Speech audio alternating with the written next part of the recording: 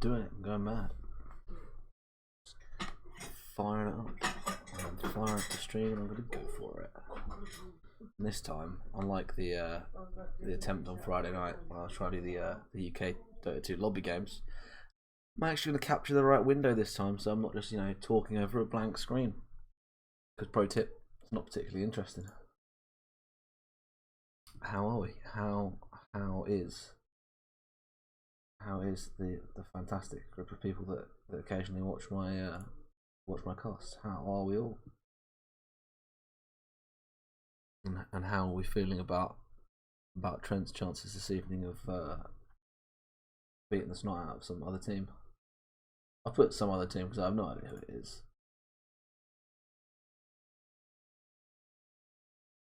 But they haven't actually said who it is. They've just said it's a team they beat the other week. So I'm hoping it's a team that we've watched play already, and we can we can take a look at them again and see if they've done any differently from last week, or stepped up a little bit.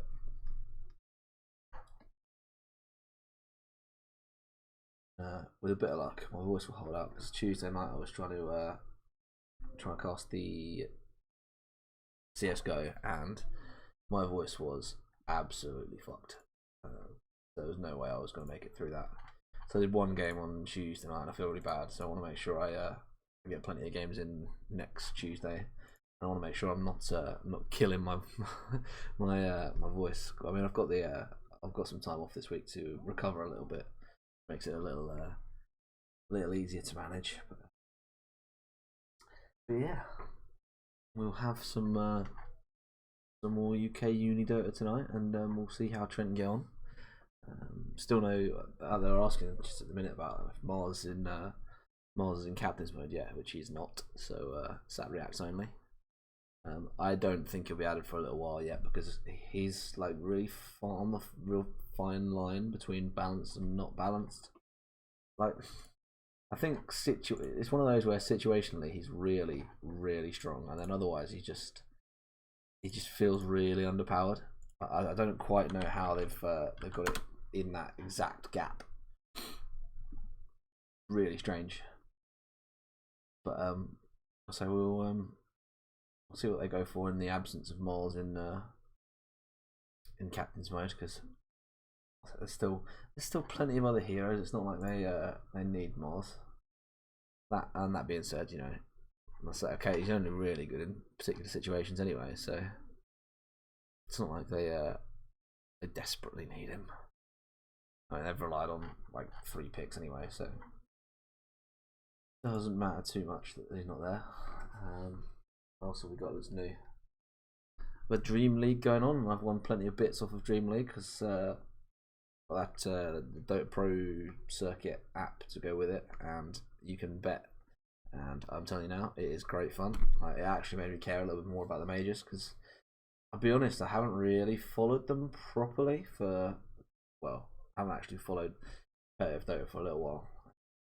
Not at least not properly. How everyone does. Like, watches TI, but then occasionally drops into the majors, but otherwise just not that interested. Like, not that I'm not not interested, but don't have the time to play. But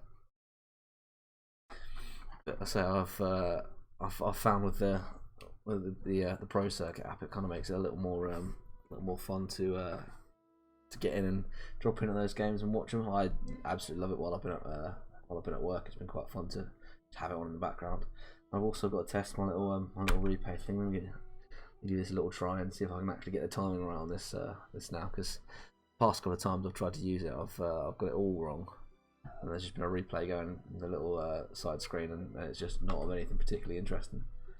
But I do have to rely a little bit on a little tiny screen to track what's going on in the replay. Let's see if it works. I pushed the button for it, but it seems like a long time after I push the button that it actually starts the replay. It's a bit weird. But we'll tune that in. We'll get that finally tuned to be. I'll be top tier max production quality having a replay going, and yeah, it'll be incredible. Oh, I just realised I don't have replays on this. Right, let me swipe over. All right, now Now if I push replay, it should work. We should actually be able to see what the how the replay thing works. Go on.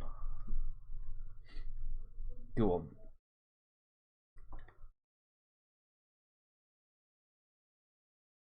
There we go, look. It's about a 10-second delay, so if I push it right at the start of a team, push it sort of halfway through a team fight. Now I'm just dialing it in myself. Push it halfway through a team fight, and then we're laughing.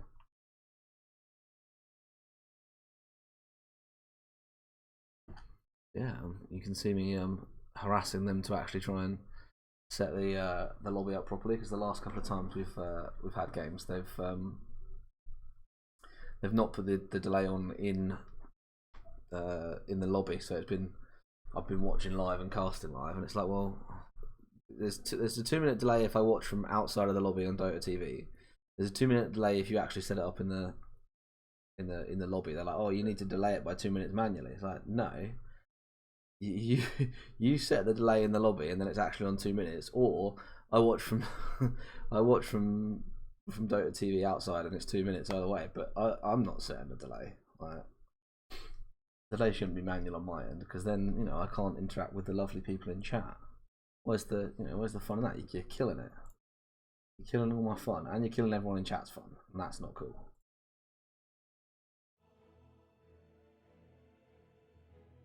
So that's me organising my trip to Brum for the ESL tournament. So I'm making sure that I'm there too. I'm just going to be wandering around waving keyrings to people. I need to get the addresses of everyone who hasn't already messaged me about getting keyrings sent over to them, because I've got 4 to send out potentially. So I'm gonna make sure I actually send out a big bundle this week, and everyone will get those sent over. Ooh.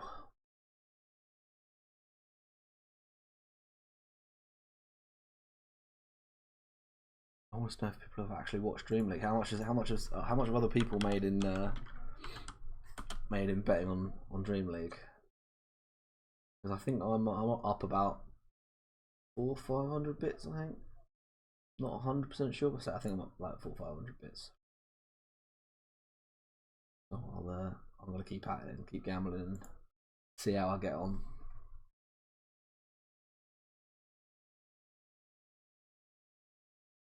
I think watching Dream League at the minute. Am I against the finals right now? Like, because that's just practically impossible.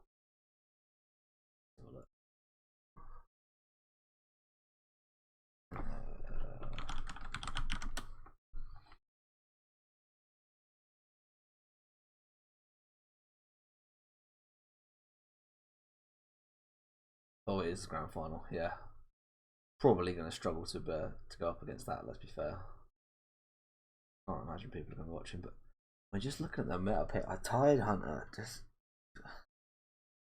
he always felt really underpowered and he didn't do enough in the games. And then I don't know how it's happened, but the pros seem to be playing it and they're just absolutely crushing with it. Like, he just seems really tanky on anyone else's hands but pub games.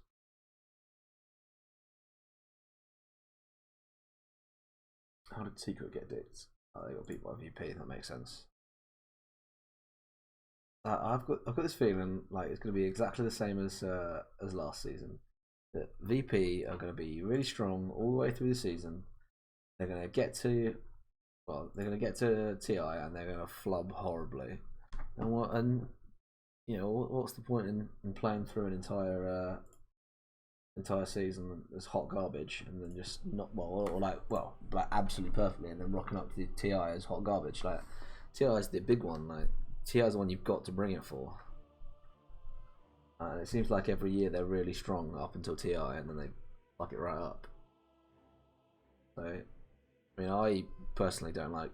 I have a passionate hate for VP anyway, because of the whole solo thing, and I don't think anyone that's been like in trouble for match fixing before should even be allowed to go near competitive games again. Like, they should just be blocked. Like, straight up, just banned from competitive games, because you can't. Surely, if you're involved in a match fixing thing and then you go, "Oh, I'm sorry, I won't do it again," that is not there's no guarantee of that. You can't just say, "Oh, I won't do it again." That's not how it works.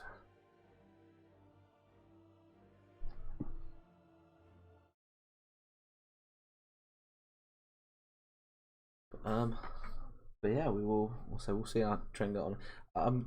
I would say I've been told that this is a team they've already played and won against, but if they've played against teams that they thought they'd won against before and well, come up a bit short, so we'll see how they get on and potentially they'll be a good game to watch. Most of the recent games I've watched certainly they've not been that far out of it. Like it's not that they've been like stomped or walked over. It's just that they are perhaps been I don't know if outmaneuvered is the right way to describe it. More.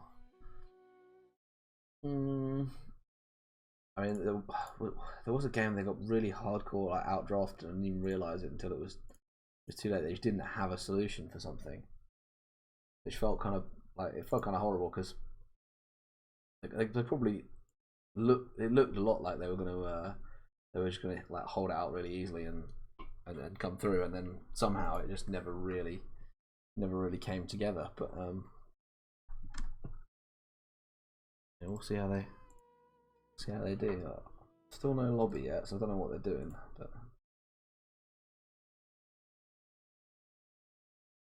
I need to start bothering people about Twitch Prime if they've got Amazon Prime. I need to be reminding people that they can do, because basically if you've got Twitch Prime and if you've got Amazon Prime and you're not subscribed, either you're subscribed to someone else, which is good because you should support the community and all. That's pretty crucial. But if you're not, you should be all up in here donating your £2.50 each month to charity, because I want to go hard and do a big old donation soon.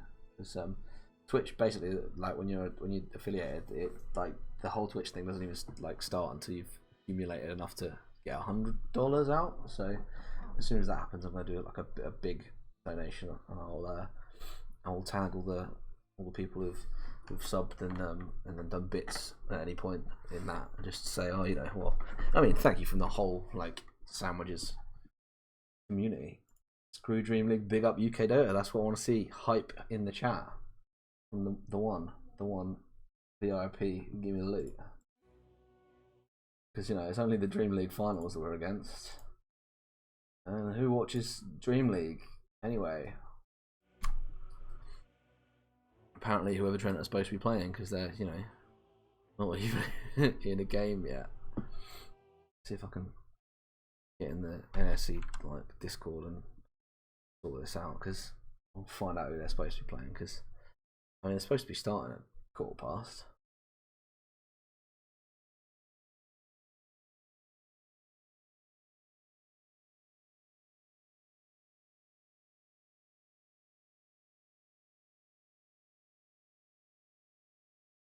Look,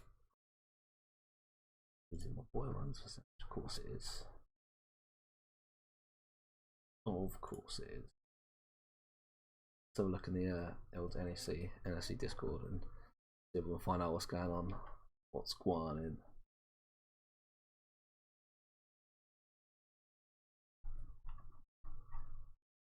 I haven't even spammed in the self-promotion. I haven't spammed my link in there.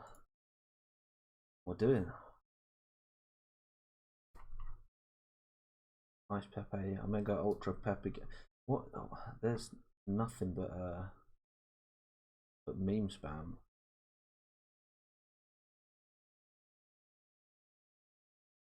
Camel Case Cambridge. What? Looking for a Omega Ultra Pepe. Omega Ultra Pepe. I swear I've seen that in chat. Where's still waiting around, still dicking around.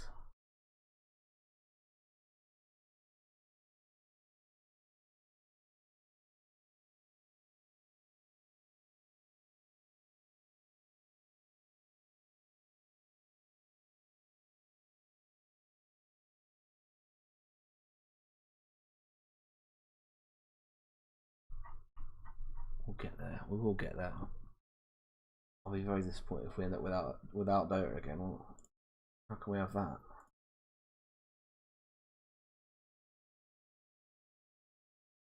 Tagging the admins. Oh, hang on. They've all jumped out of pie.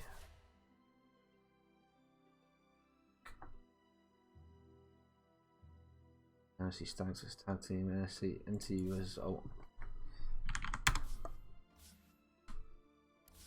What do they normally make a password? They're dicking around with this time.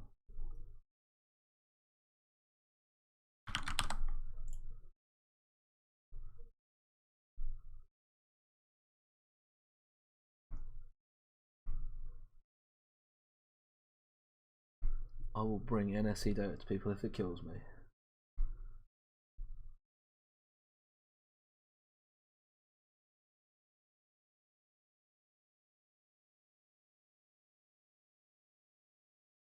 When do we get the win? Half past though.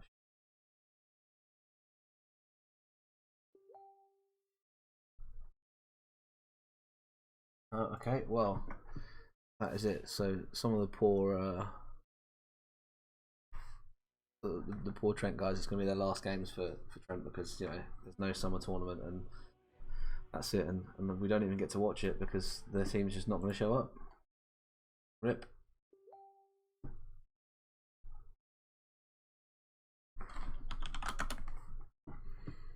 Let me check to see if Sheffield have game tonight, or if I can see if I can find out.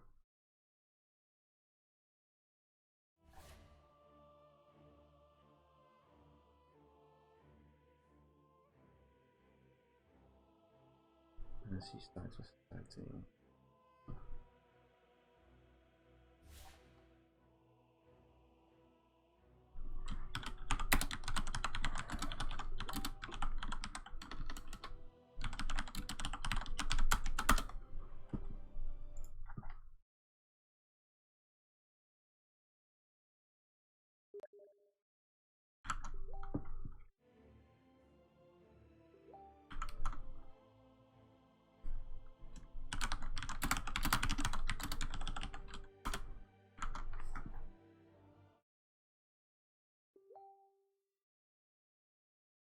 Panic not, because I, like the good resourceful little Twitch streamer that I am, just have managed to sort out picking up Sheffield.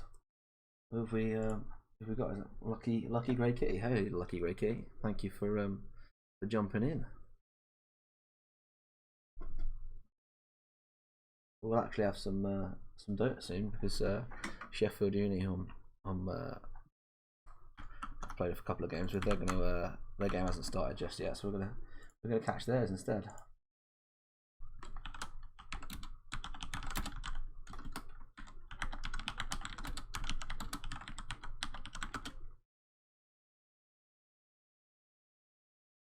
Can you play with me? I'm just casting a Uni League game at the minute. So there is a UK Dota Discord if you join that, which they organise lobby games all the time. So you'll be more than welcome to join in there. And I think there's some people who are probably going to play tonight. So you may well be able to jump in on there and. So there'll be a load of people there to play games, but I will probably at some point play a game. Oh, we even got people joining the stream channel as well.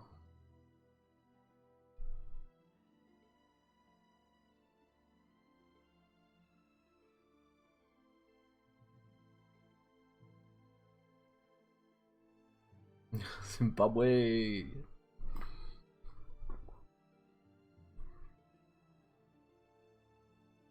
Is that Sheffield? That's our picture of a knoll. It is, isn't it? The underwater unicorns. The unicorn of the sea.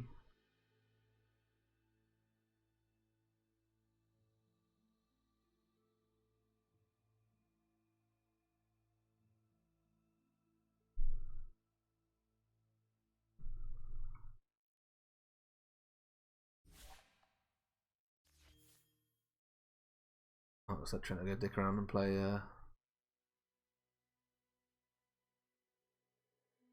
overthrow. Well, sucks to be them. Oh, I'm going to grab a beer while we wait for the rest of this this team that Sheffield are playing against. Does it say who they are? But Bath. I'm guessing it's Bath something. That will be 2 minutes, guys. Well,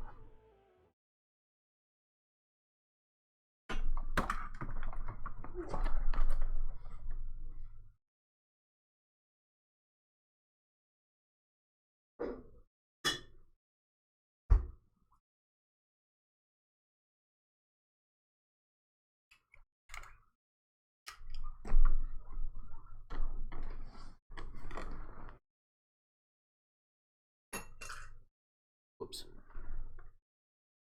Got myself a no-no juice.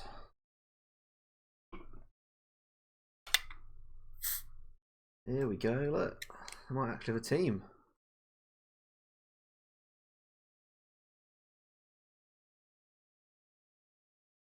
Boys in a bath. Okay, what a team name.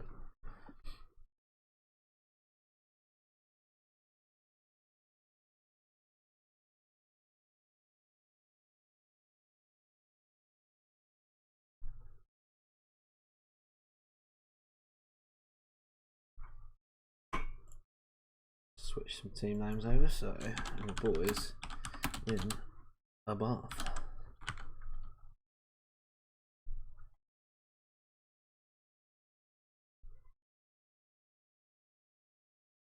We have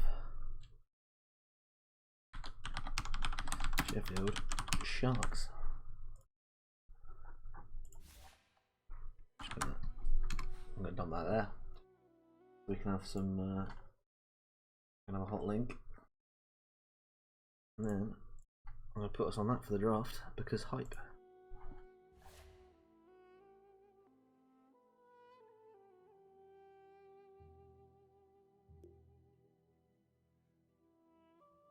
Look at people sharing the little rank badges. And me with my sad and lonely Archon. Oh, I'll still just use uncalibrated, and that'll make me feel better. 1.3k solo. Oh, it feels bad, man. Too. I'm like I struggled to drag myself up to 2k solo.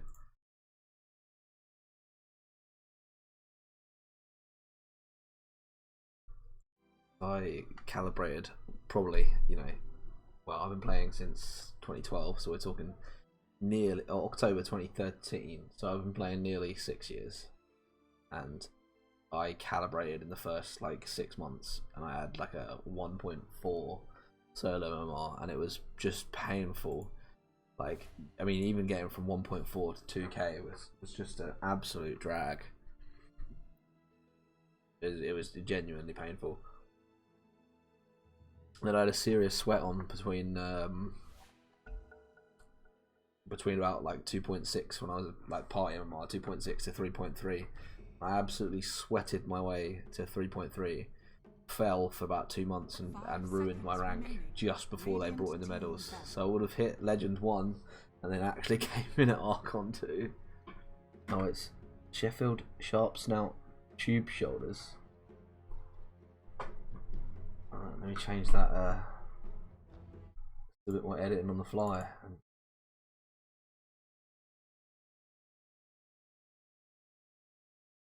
I have to call them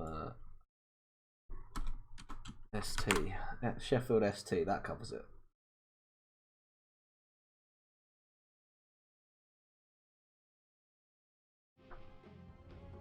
And I can't just presume the bans this time, because you know we've actually got to have an understanding of what they might ban, because I can't just go, oh well, you know, it's Trent, they're gonna pick Jakiro and they're gonna ban Kunkka.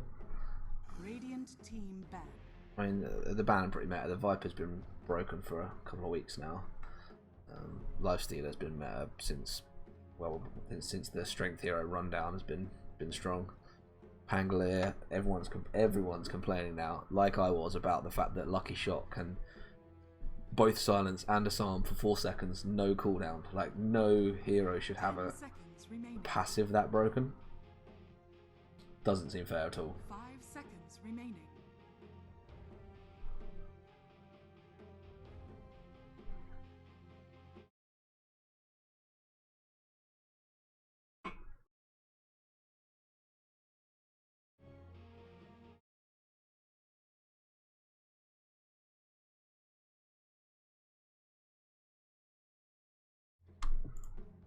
No fuzzy wuzzy. It is. It genuinely is ice fog, please. It hurts me inside every time I have to play against a Pangolier. It really does. Remaining. I just get so upset. 5 seconds remaining. Just knowing that, like, at any moment I can either have literally no damage, or like have no way of leaving. Just it hurts. It hurts every time. Like, I'm surprised the Shadow Shaman's got through, so I can see that being a first pick. It's really strong at the minute because he has, well, half decent range, a little bit of early tank. Aether Shock as a like a first level like burst is just broken. Yeah, okay, choose to go with the Ogre. Also pretty strong. The great thing about Ogre is you know exactly what you get. You buff a carry, you throw a stun, and then you just bonk people until they die near you. Yeah, there you go. I think that Shaman was always going to be a first pick for someone. If it's still in the pool, it's the first pick.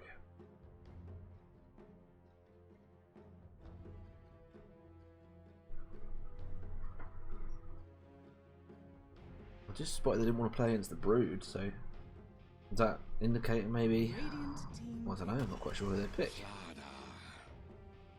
Guaranteed bash now on Slardar, so you know you can. You've got some nice initiation if you've stacked up two nice or two hits, and then you've got that third hit will always bash. So you can blink in, first hit bash, especially if you've got an Echo Saber because it comes out really quickly. And then you've got first you've got a 1.4 second stun with a bash, then you've got a 2 second stun with a crush. Yeah, you've got 3.5 seconds there that your team can get into the fight, start getting some damage out. That being said, Troll at the minute, his ult not only gives attack speed but it gives him Dazzle Shallowgrave, so you know you practically well, not practically kill. There's a couple of things you can do. You can doesn't make him unkillable by Necro ult. Axe can call through it, so you can still dunk him that way. Still, I believe, ticks to the AA ult as well. No Oracle. So the great thing about Oracle with Troll is if you are guaranteed not to die in the Troll ult, you can take all that damage from the Oracle ult, even if you're being kept alive. And you Troll ult and you stay alive even longer. And because of the lifesteal on Troll, when you're attacking that quickly, you can just whack people until you've got enough life back. You don't really have to be too scared.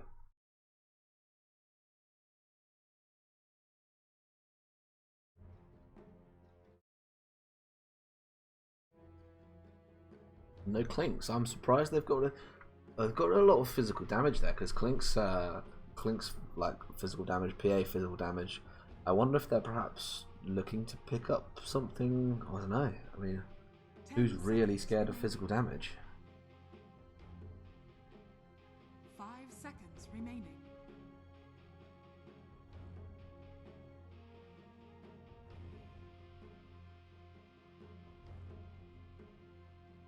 Not sure who that would count. Who that's who they're looking to pick. Dire team pick. Do you maybe? I don't know. I mean, you get someone low armor, doesn't want to get bursted. I mean, there's a lot of heroes like that. No Kunkka. Yeah, I've been angry at how like common Kunkka's become, especially with the fact that you know you can buy 3 braces and become the world's tankiest boy. 5 seconds remaining. Radiant team pick. Winter Wyvern. Wyvern, okay.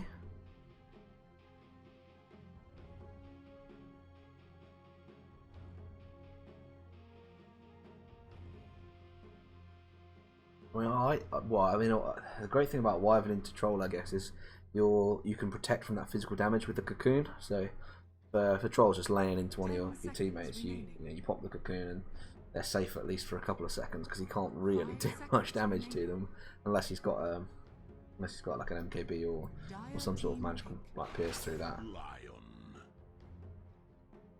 So I've seen firsthand. It's just playing in those like UK Dota like Discord lobby games, that Lion mid is actually, if you get even a half decent start, Lion mid is really broken.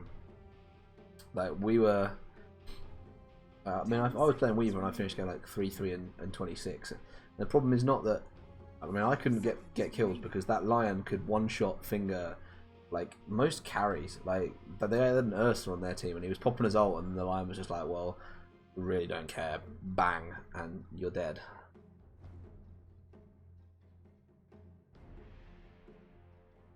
So unless it's going to be a, I wouldn't imagine that's be. I think carry Slardar's been dead for a long time, so I'm guessing that's going to be an offlane Slardar. So we're still looking for a mid hero and a carry here.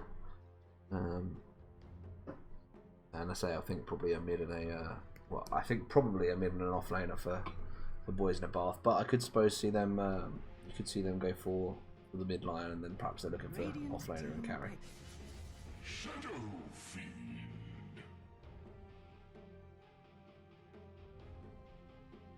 I don't think you can run Lion mid against Shadow Fiend. I know you've got a lot of disable, but you don't have the right click to stop him. You need to be able. You need the range enough to deny and damage enough to deny against a Shadow Fiend mid. You can't. 10 seconds remaining. You can't do that as a Lion. 5 seconds remaining.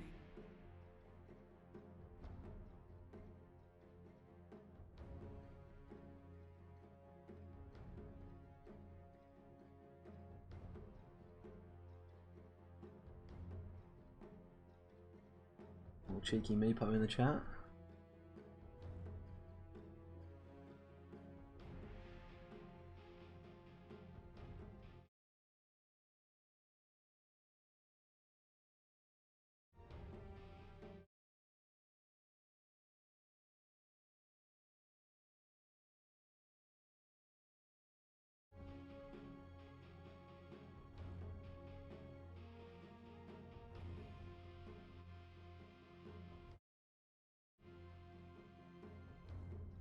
I'd be half tempted, and it's been dead for a while, and no one plays it. But maybe it's just my passionate love for the hero. I want to see someone play an Alchemist because I think like Slardar is a really momentum hero. Shadow Fiend needs to be at least vaguely on top, and if you can just be at the same level as them, like 20-25 minutes, you can stall them out, and then say as soon as you stop their momentum, they have a real problem.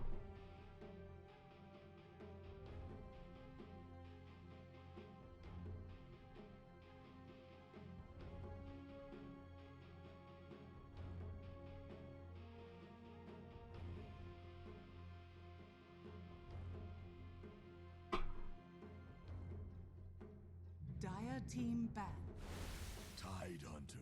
Yeah, I mentioned it before the games really started that the Tide is really tanky, and I mean that explains why they wanted to get rid of that physical damage, because I mean if you can burst through the Kraken shell, then it's not quite so bad, I suppose. But no Quap, so doesn't want to play Quap into Shadow Fiend mid. That's fair enough.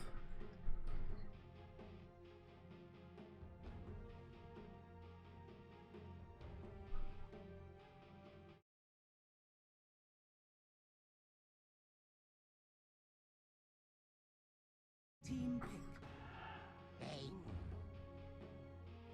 Okay, that is going to be that Lion mid then. That's what I think they're going to run with. I think they're going to put the Shadow Fiend against put the Lion against the Shadow Fiend mid. I guess you max mana drain and then you can't just can't raise down creep waves. It stops him from like flash farming the jungle.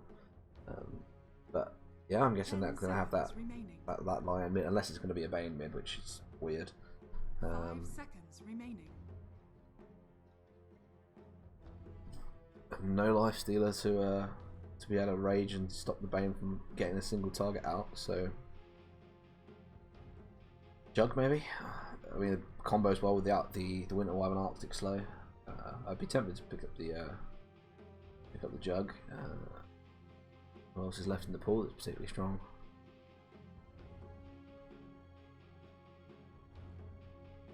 Yeah, I think Jug's probably the option. The way I see it, Jug's the option.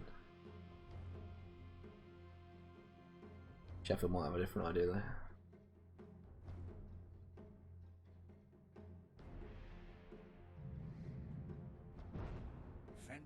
Okay, so it is the cancel answer. So I guess, you know, max that Phantom Rush, get all that extra agi, and then get your damage out.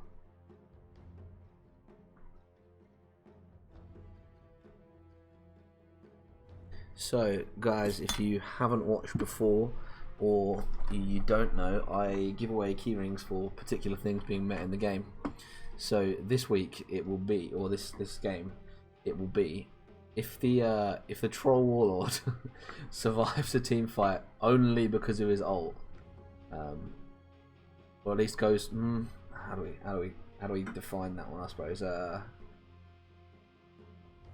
if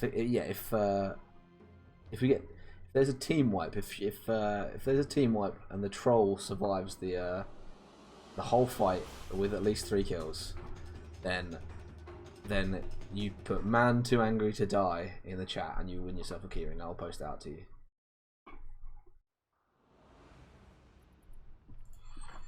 So we'll take a look at how they're going to run this. So we'll see Mina Salivo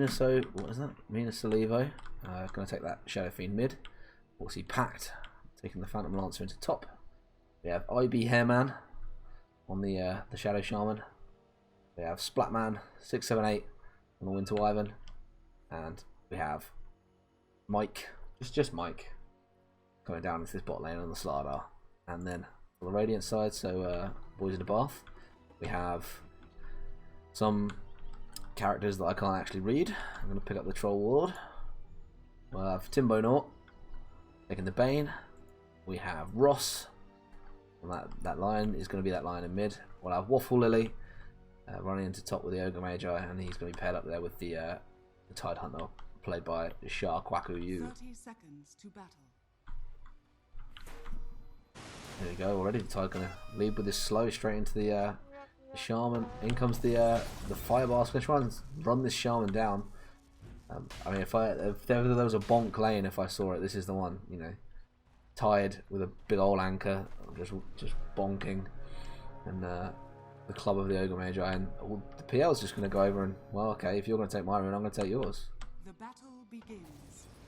Shaman being brave, and he's going to try and run over and take it. Doesn't quite manage to get the steal, and does now have a little bit of a problem that the Ogre is just going to try and run him down.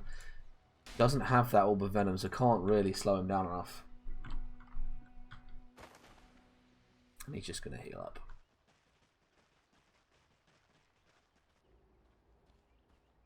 So Bane, Troll and Bot. I'm not so sure the synergy between Bane and Troll is as good as I think, because once you've slept someone, they can't really get much damage out with him on the Troll, apart from the Whirling Axes. I wonder if perhaps the Lion's going to struggle against the Shadow Fiend mid. I don't think he's, well, 57 right-click damage against, well, already 59 on the Shadow Fiend. He's already got 4 last hits, and, well, only 4 armor on that Lion as well. So, and already the Dire Courier going down. That's good position from the Bane. He's got around on the Slardar nicely, and the Slardar level bash? No, he's gone Crush first level. And we see that Arctic Burn chucked out by the Winter Wyvern, and that as a harassment tool is so strong.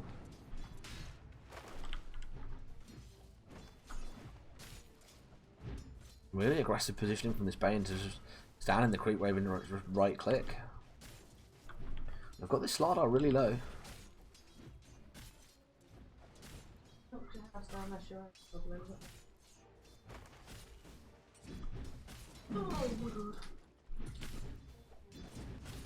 We're in top lane, I say we've got, well, again, just run the bonk. Oh, Mr.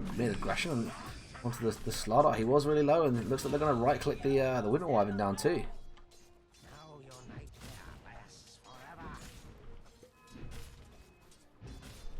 Try and get a replay. Let's see if we can.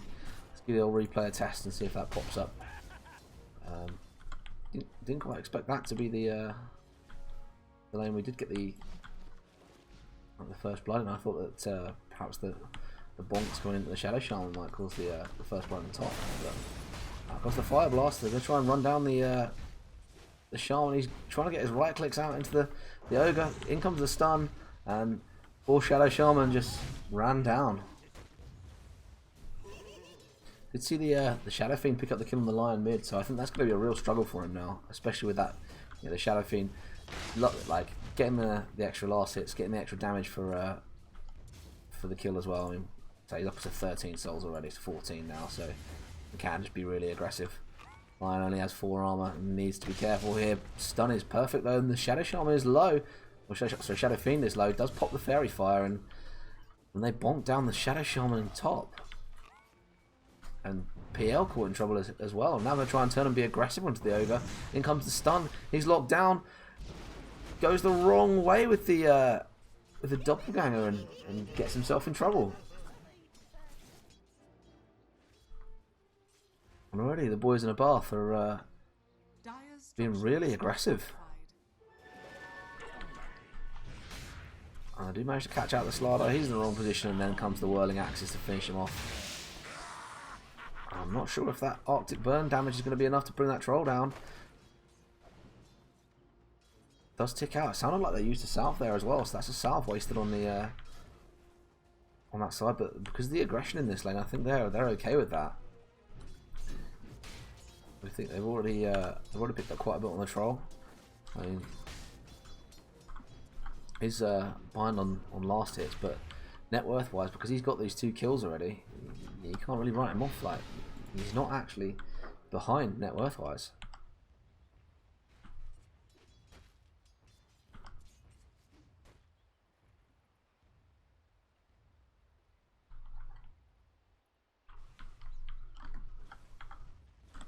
And the Shadow Fiend really giving this Lion problems in mid.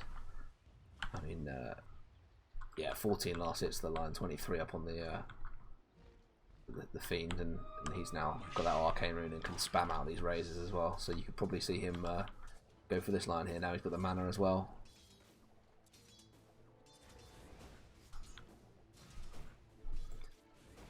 At 20 souls, he's going to be a real struggle to last hit against.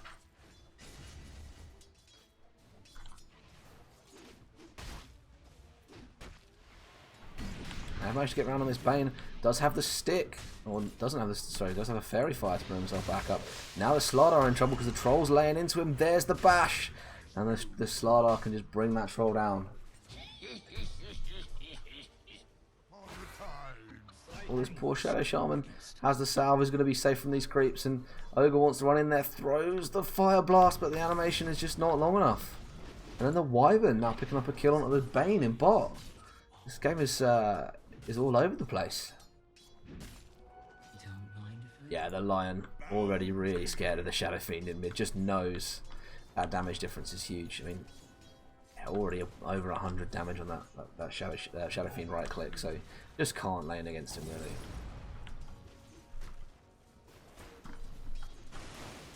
Here comes the aggression on the Shaman again. There's the stun, and they're just going to bonk him down. Tidehunter around nicely, but yeah, has that doppelganger and can just walk himself away. Boots up already on the Tide, so now can just spam that anchor smash, stop the damage and stop the PL from really being able to farm. Hex is perfect. There's that Ether Shock, the damage coming out from that, but not enough to scare a big tanky Ogre. So I mean, this is just nasty. The Tide can just run under the tower. There's the Fire Blast. They're going to try and run down the PL. He's having a run away. Isn't going to tick to the Fire Blast, but the Ogre and the Tide right on top of him. There's the stun. And, well, they pick up the Ogre for it as the Shadow Fiend rotates in. And they've got the Tide in an uncompromising position. He's just having a run away. Tries to cut himself a path through the trees. Shaman just chasing after him. And down he goes. Thank you for the follow, Dagnab and Reloaded. Dire's middle tower is under attack. Yeah, that Shadow Fiend rotation at the top really paying off. And they pick up a couple of kills onto him as well, and yeah, he's can really now start picking up the net worth, picking up the kills, and causing a lot of trouble in these lanes.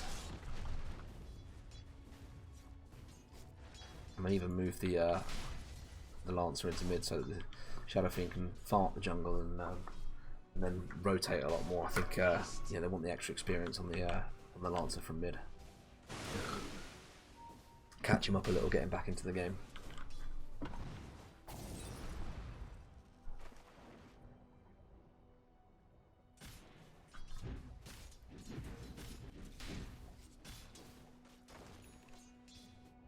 Aggressive from the base. I think a haste running and could just really threaten the Wyvern. That brain sap is great into Cocoon because it's pure damage, so you don't have to worry about the damage reduction from the Cocoon. So needs to be scared of this Wyvern if the Bane just does try and run him down.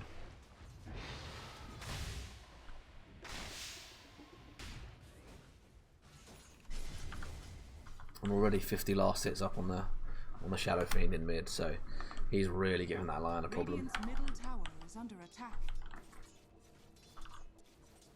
Where's net worth? There we go. Well, still pretty level, but Shadow Fiend well far and away, nearly 1,000 up. Now they're round on the Troll. Troll just going to try and tear down this Slardar.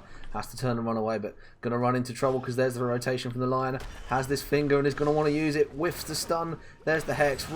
Right click and there's the pop. Control. Now trying to get this root into this Wyvern. Can't quite go for it. The brain sap not doing quite enough damage, and the Wyvern is safe for now. But that is one finger stack on the Lion, so do need to be careful. They've run down the Shadow Shaman again. And PO now trying to be really aggressive. Ravage committed to stop him from bringing down this Ogre Magi. And now he's going to run to the side shop to try and get away from this Tide. Runs back to the creep. Now has the Doppelganger to run away. Anchor Smash is going to get rid of the illusions and then the Q to just finish him off. But looks like the Slardar picked up Troll and Bot. So it's a trade, and again you can't. You have to be so scared of the damage the Shadow Fiend can put out. There's the raise, double hit with it, and the right click's just burning down the Tide. Run, Maggie.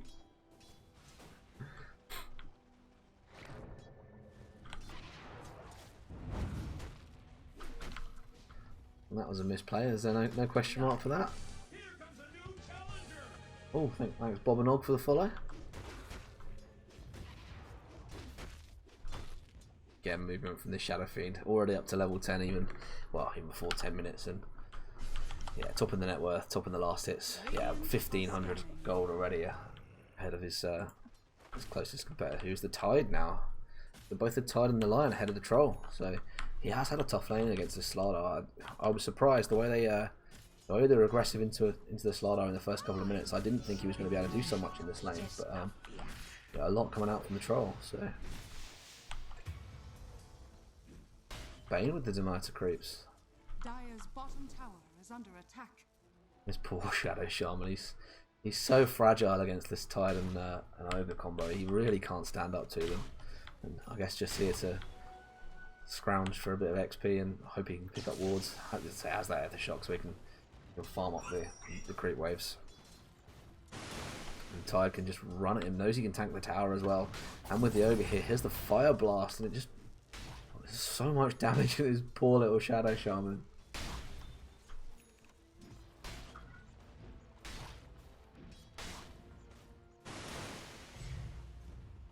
There's the strength of the Tide, can just run under tower, doesn't have to be scared. Now the creep's gonna go at him, but yeah, so he has that anchor smashing.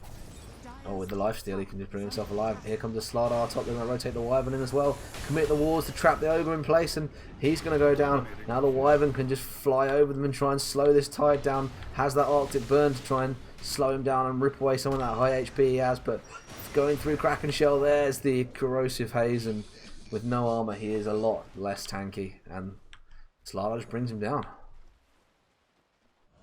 Looks like they're aggressive. They committed the grip onto the Shadow Fiend in mid. There's the finger. And a pop from the Lion.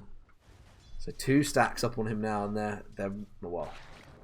After a tough start for him against that Shadow Fiend mid, really can't outlast it. Him has picked up 2 finger kills and has 2 stacks. That's 100 extra bonus damage on that ult. So for all the damage the Shadow Fiend does, it's easy to forget he is really squishy. So does need to be careful against that Lion pop.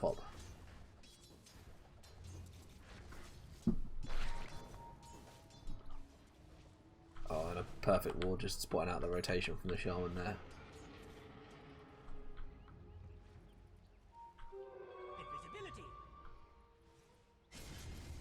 There is a sentry mid if they do try and rotate here, so Shaman can't rely on that invis, but Slardar is top and the Ogre and Tide are going to try and run under tower to get him, have the creeps to back it up.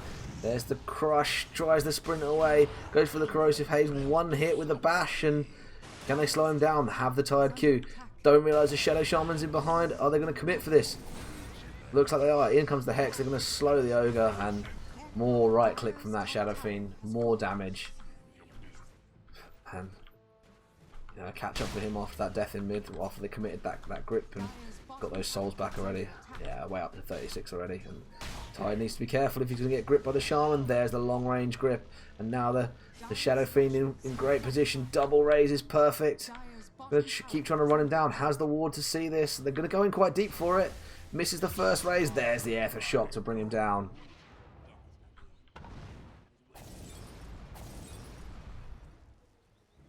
Back and forward. Constantly back and forward. Sheffield, well, nearly 2k up on experience. Bath, yeah, well, 500 up on gold, so it just shows just how close this is. Like, it really could go either way.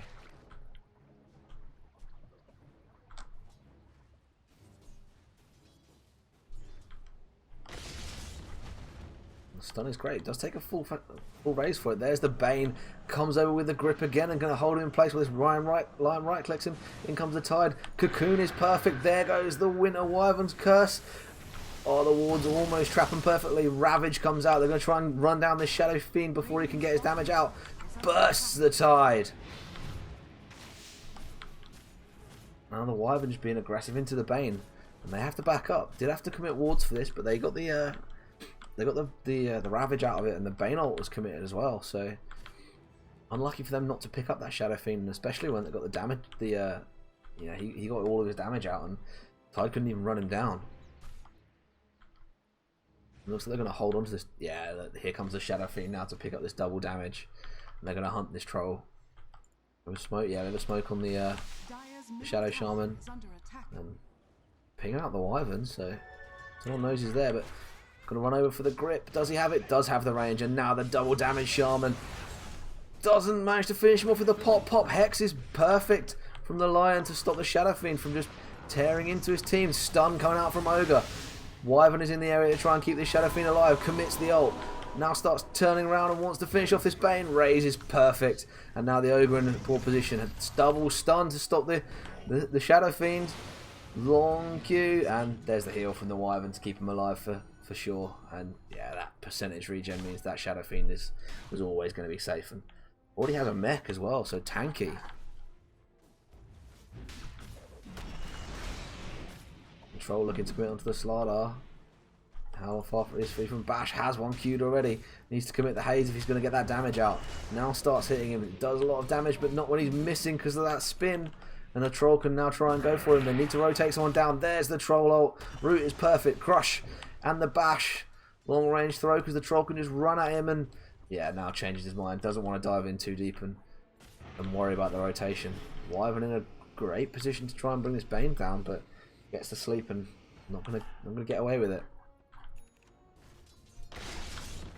So, well, 3 finger kills on that Lion. Raze is just a little short to get the damage out on him, but no grip from the Shaman, so he just needs to get his souls back up. Well, already there.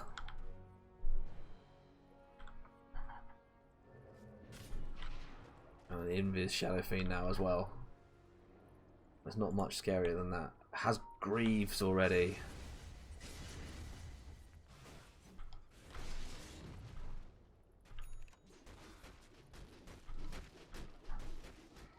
Dire's middle tower is under attack.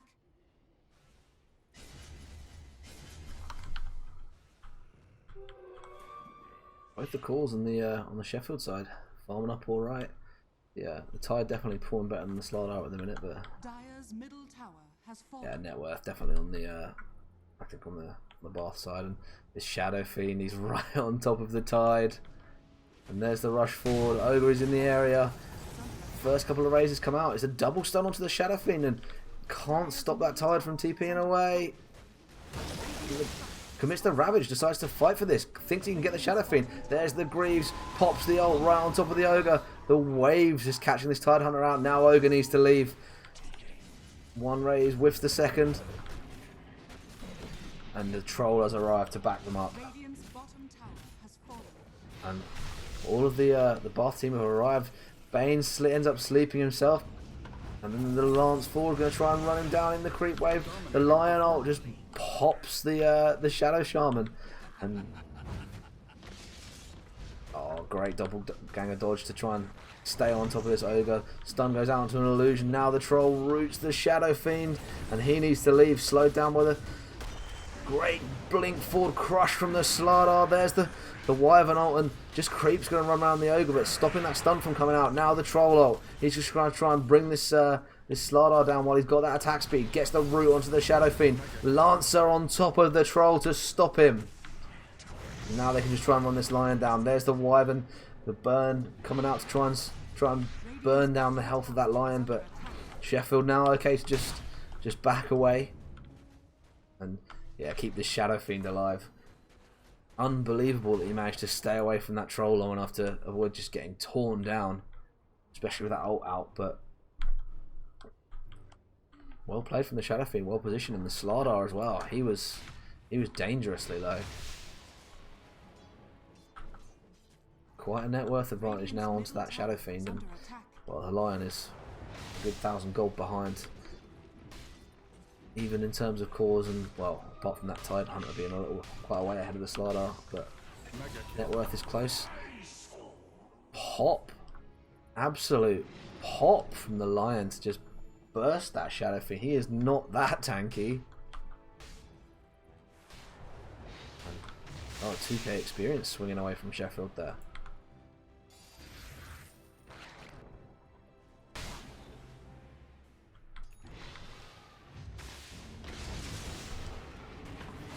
There's the Arctic Burn doing a lot of HP percentage damage. Grip. Then they commit the Wyvern ult. Going to try and bring this Tide down. There's the blast. Slardar in a great position but gets hexed. And oh, it's the Lancer. And the Lion is going to tick to the urn. Ogre needs to get out of dodge because he is in a long way deeper than he needs to be and just run down by the Lances.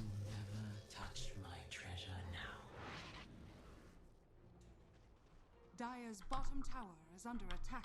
And XP just that almost 2k swing back just cancelled out there.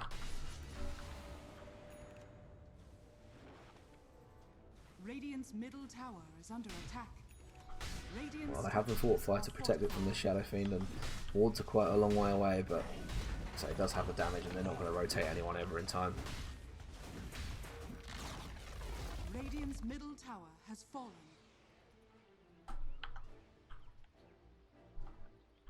The Lancer now catching up on well, and the Troll catching up last hits wise to this Shadow Fiend. I guess he's not really farming creeps anymore. He wants to be farming heroes.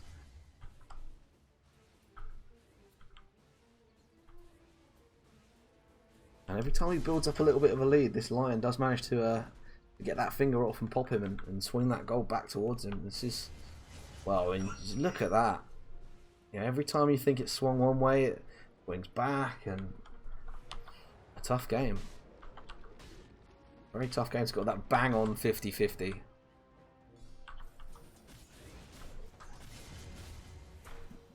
And there the pings come out. Shadow Fiend in a long way. Has the Shaman behind him, but Shaman just going to run in and tank that. Has the Hex for the Troll, but now just grips the Troll to let the Shadow Fiend get away. Raises one. First one is perfect. The Troll goes solo. And now the Tide comes in. Can start running forward. Wants to be able to commit, but the burst from the Lion. And the Bane in a great position. Has the grip on the Shadow Fiend. Ravages perfect. Catches the Slardar as he blinks forward. Now the Troll on top of the Shadow Shaman. Does get gripped. Winter Wyvern. Perfect ult to try and stop this Troll from killing him. The Shaman needs to get away. Wards trap the Ogre in. Now the Slardar running forward. Sleep is there. Shadow Fiend just going to get run down by the Troll. Slardar now bashing into this Troll. Lance coming out. Root on the first Lance, and the Lancer just needs to get away. Has the slow for the Troll, and with no ult, he's going to go down. And Wyvern in perfect position, keeps himself alive. Stops the Tide from bringing him down. Lancer just coming forward constantly.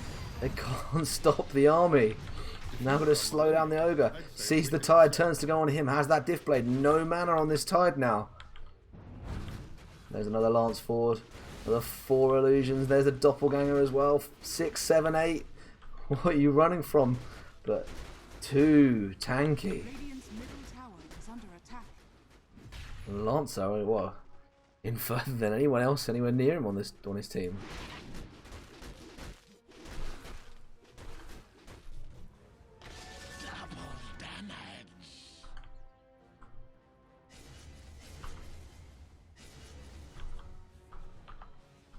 Just can't call this.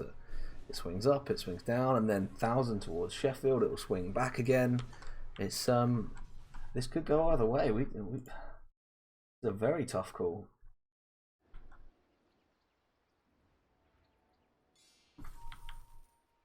Radiant's bottom tower is under attack. Radiant are scanning. I'm concerned for the Bath side. I perhaps wonder if, I mean, the troll will always have the potential to kill someone. A troll in a man fight will always win. That's just going to be a fact, I think. If it's 1v1, the troll will win. But Sheffield need to do something with the momentum they have on the Shadow Fiend.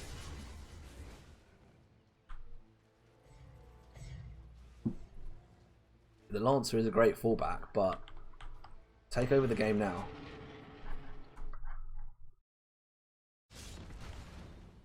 Catching the Wyvern out in the pit. The Lion is there and he wants to commit this finger now.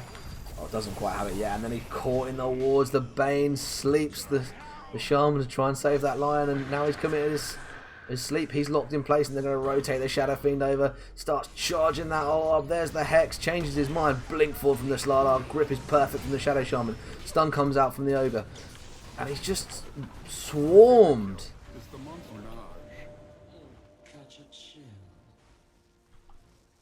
And straight into Roche. No, they have the damage, have the wards there, just about out of range from damage, but Corrosive Haze, that armor reduction, and death by 1,000 needles. Just constant hits from the PL. Just cannot stop this Roche. This Roche from going down so quickly, and there's no one in the area for Bath. They can't get over it that quickly. I mean, even if they knew about it, you know, 3 heroes down. The troll can't fight the whole team himself.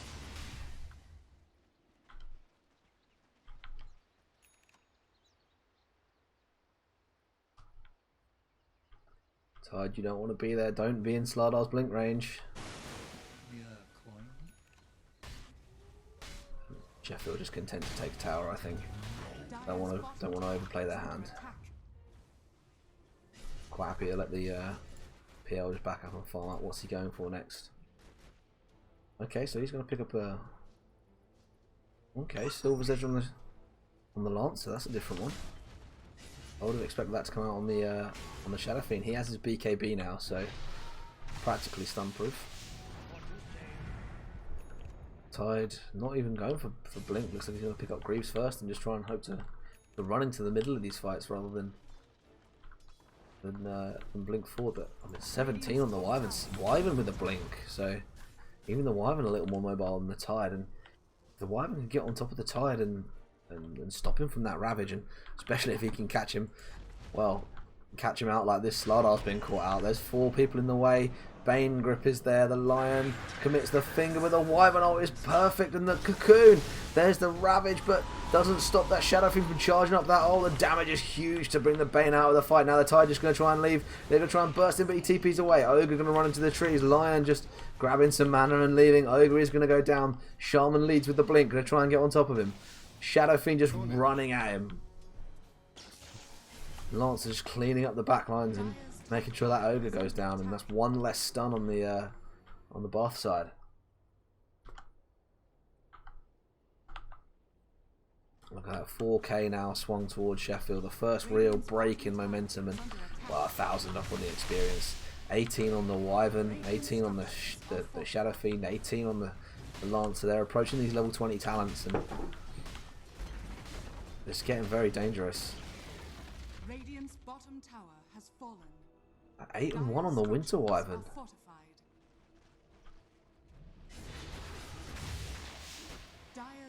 I appreciate the ult can finish one up, but Sheffield going to go in here, commit the wards for the tier 3. The sleep does go out onto the Slardar, so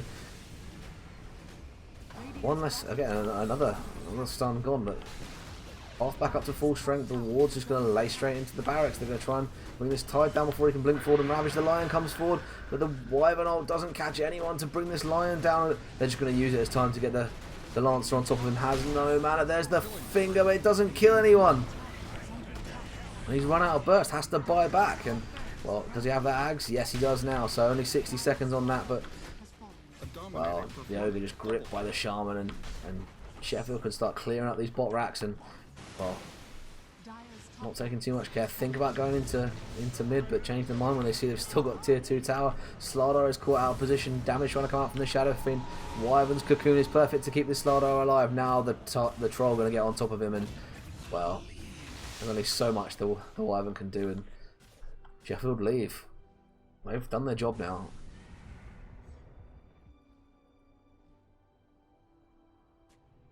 Six ult stacks on the Lion, so 300 bonus damage. Can burst, well, pretty much any of the supports on the Sheffield side. So what, he's 925, well, 1000 damage plus that extra 300. So, well, Shadow Fiend needs to be careful. Shaman, any sort of damage on him, he's dead. But, well, Wyvern can tank for it. Has that Glimmer Cape. Bath look to press back. They have got, they are starting to get farm onto this troll. Has that Battle Fury, and now can just, well, rip creeps down, run straight through the jungle. But only so farmed as he can be before it. He needs to make it pay off. Blink forward from the Shaman to hex him away from the Shadow Fiend. And the Shadow Fiend grieves and now turns around and wants to go. Troll invis back and right on top of the Shadow Fiend. There's the Ravage to keep him away. And now the Shadow Fiend has to pop his BKB, but doesn't do it in time. And now he's caught. Troll caught in the middle of the wards. The stun is perfect to bring the Shadow. And the Slardar and the Lance are just going on the back lines, bringing that Bane out. No more single target damage. The bought back Shadow Fiend now being really aggressive into the Lion. Blinked forward by the Slardar to stop the TP. And now the Tide now has to leave and just runs into the Lancer and the Shadow Fiend. Troll trying to get onto these backlines, straight onto the Slardar, but bursted out, and the Wyvern picks up another kill. Aegis just got reclaimed, and there's the team wipe. Double kill.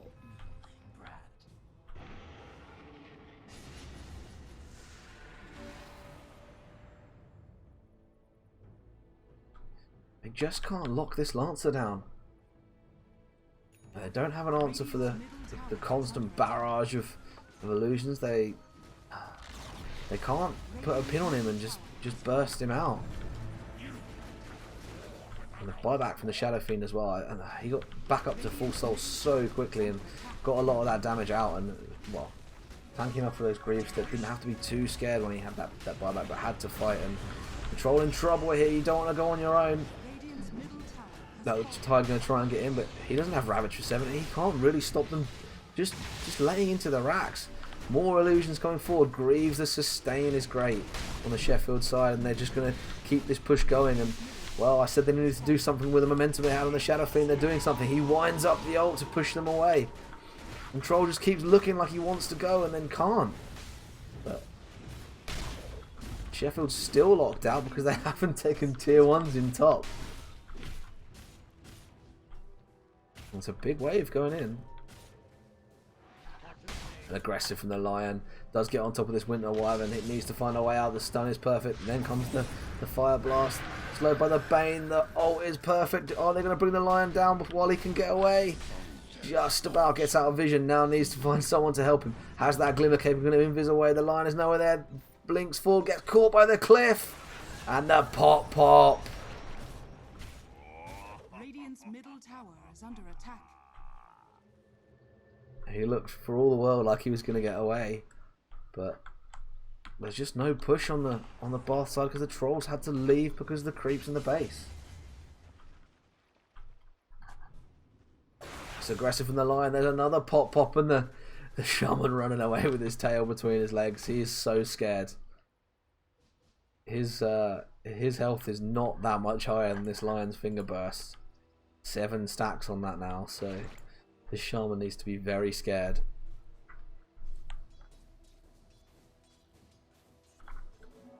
And Troll just about sneaking onto the top of the net worth pile. Has been farming a lot, but 10k up on the Sheffield side. It's just that troll that's really making the difference. Nearly 20k in XP.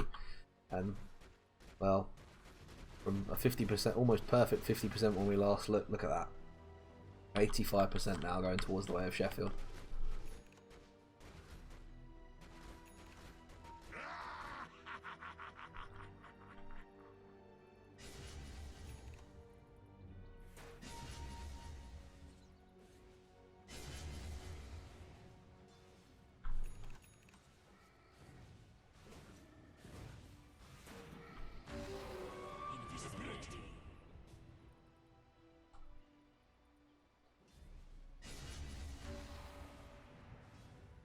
Looks like Sheffield quite content to just back away, slow play this one, and wait it out. Need to start taking these top towers if they want to get right on right into the base and finish this off and really squeeze this game away from Bath.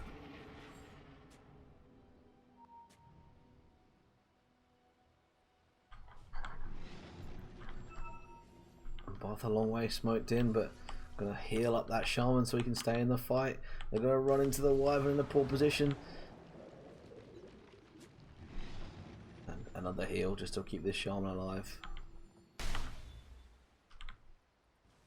Now Sheffield look to be the ones being aggressive. Know about this ward here. There's the fire blast to give away the ogre. Getting pinged out, and Bath just backing away. All 5 from Sheffield here. Blink forward from the shaman. Their hex is perfect. Now goes for the grip. Stopped by the... Oh, he's so low. The Shadow Fiend wind up does half the Lion's damage, and now he's having to try and deal with the fact that he's killing the Tide instead of fighting the people behind him. And the sustain from the wyvern coming out perfectly to just keep these heroes alive. That shaman was on no health because of the Lion, and now they can just rush down tier 1. Threaten tier 2 with these wards in place. Damage is... well, it comes out so quickly. The troll nowhere near that fight.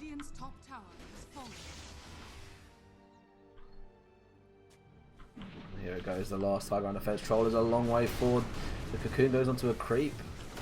And the Tide does get that Ravage out. It hits 3.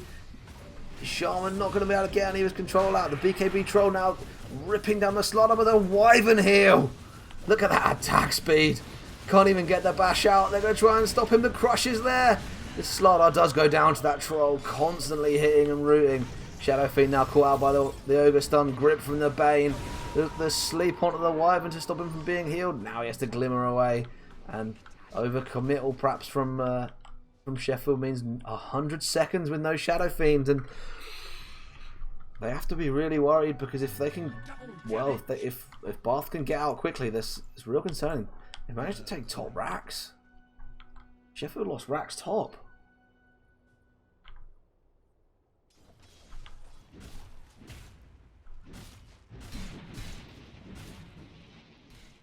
So looking to pick up Satanic on the troll now. Has a basher as well as that root, so if he lays straight into people, that is dangerous.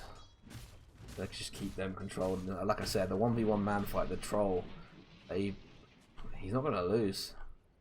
We do see a pause from the Lancer. Oh, and the wyvern is gone completely as well.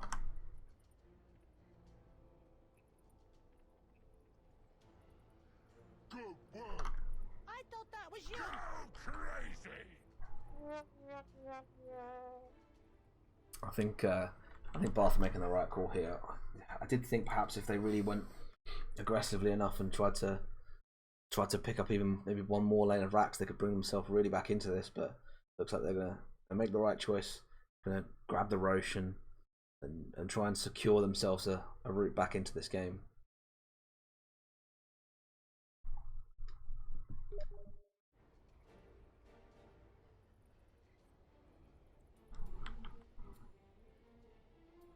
We have Bash and almost Satanic on the troll, so he's just completely protected. Relatively poor Bane. We had the Ags on the Lion. He's, well, he was looking into picking up a Yashikaya, but has changed his mind and going to go for the Veil now. So once that magic amp Still no blink on the tide. He's now looking to get towards it, but we're looking at 40 minutes for the blink on the tide.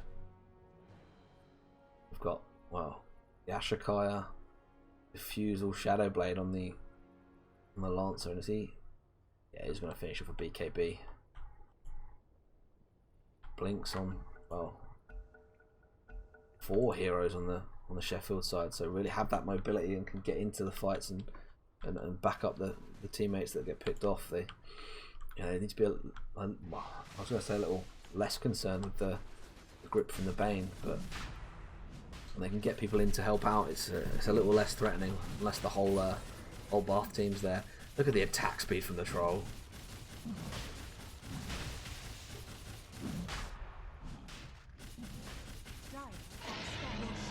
I think Sheffield knew about that, but didn't really want to do anything. The Lion is aggressively going forward, but doesn't pick up the stun onto the Wyvern. And look, from 15%, they have pulled back another 6% on the win rate, or the win chance. Sorry, but they can only really take Roche off of that because creep straight away into the base, and they have to back away. And Sheffield not quite in a position. The Lion wants to be aggressive, and there's the Slardar blink forward, has the bash as well, pipe to defend him. There's the Hex, and they're going to bring the Lion down. You have tangled with an Eldworm. And Earn onto the Troll to stop him from healing up. Blinks forward from the Shadow Fiend to get him into the fight.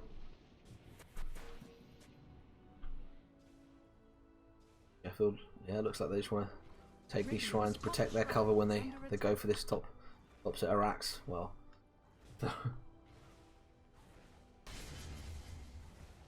oh, I haven't changed my. I'm an idiot. I haven't changed my overlay. Radiant's top shrine is under attack. Radiant's That is top entirely on shrine me. My has fault, mate. fallen.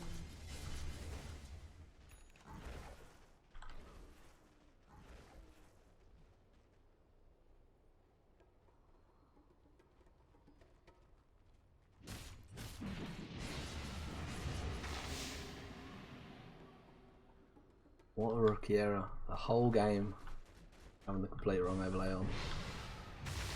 Poor.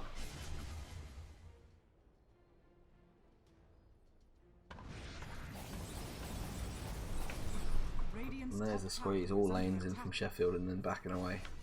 Making sure they're getting a lot more out of the map than Bath. Radiant's bottom shrine is under attack. And go take that second shrine and make sure they're protected from the back attack. 400 last hits up on the Troll now, up to Radiant's 22k. bottom shrine has fallen. Wow, look at the net worth on the Wyvern now.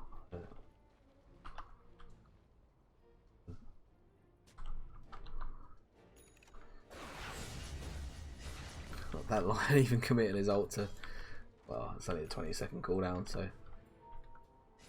doesn't have to worry that much. They ping out the Troll. He's in behind, and the Arctic Burn going to slow him down. There's the Hex. Now needs to grip him. The blink fall from the Slardar. The crush is there. Now pops the BKB and just rips their Slardar down. And the Lancer now in the back line is trying to pick up on this Bane. There's the committal. How did they keep that Slardar alive? He's going to go down now, but Shadow Fiend just yules away. Doesn't go down now because of the heal from the Wyvern again, and the Troll has no ult. There's the Aegis popped, and his team are not with him. The Lancer just trying to rip apart on the back lines. It's a huge grip from the Shadow Shaman, but can't stop that Troll. And now they have about 2 minutes from the Lancer.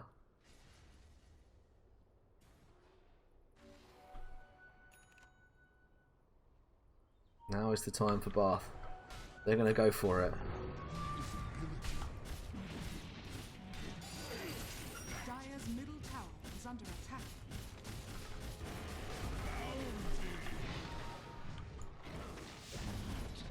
Dire's middle Well, no tower buyback on the is Troll, down. but buyback is there for the Lancer if they go for this.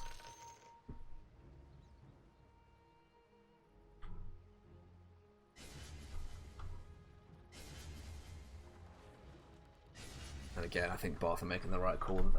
Thought they could be aggressive, but you know, there is that buyback on the Lance, so they can't risk dying now and losing that troll with no buyback, because the speed that, well, the Shadow Fiend can get a lot of damage out, and with the wards from the Shaman, the damage they can get into towers, they can't afford to go down to Megas, because I don't really think anyone but Tide can hold for quite a while, and I guess they have the Lion AoE finger, but you're reliant on the troll.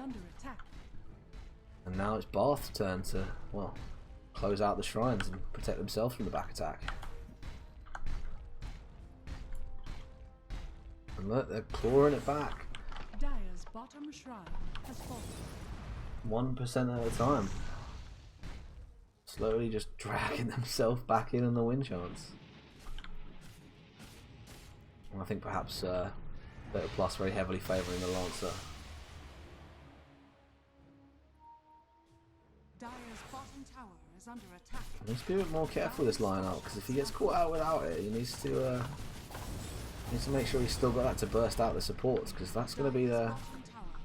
They're pinging out the Wyvern, they know he's there. But no one with the mobility to get on top of him. Only the Lion with a blink, and he's just positioned himself nicely, then gets round and perfectly behind him. Troll with a slow, Wyvern just caught with a grip and the finger. Committed the AoE finger just for one person. And, well, Sheffield not interested in team fighting, they just want to go for objectives. Think about going for the base race. Lance are going to back away though. And they leave the troll behind, and Bath scared for their lives. Illusion. Dire's bottom tower is under attack. Oh, you need to be careful. Just about doesn't get spotted out and then has the space to TP away.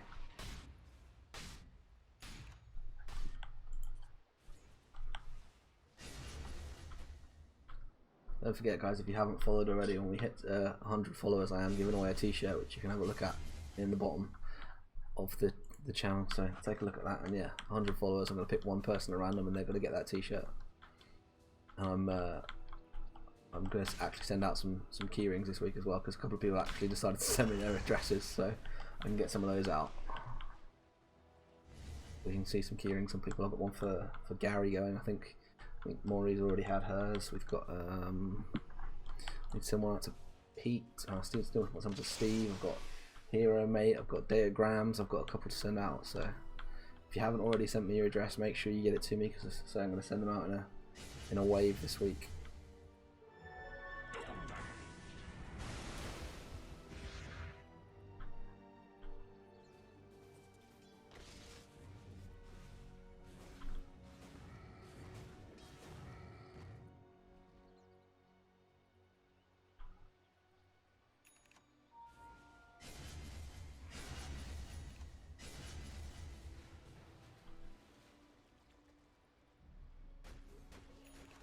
The pace of the game just slowed a little now. Radiant are scanning. Both teams, I think, perhaps a little scared to make a mistake. They're at 25 on the Lancer now, and has gone for the crits. So the damage coming out now is well, scary.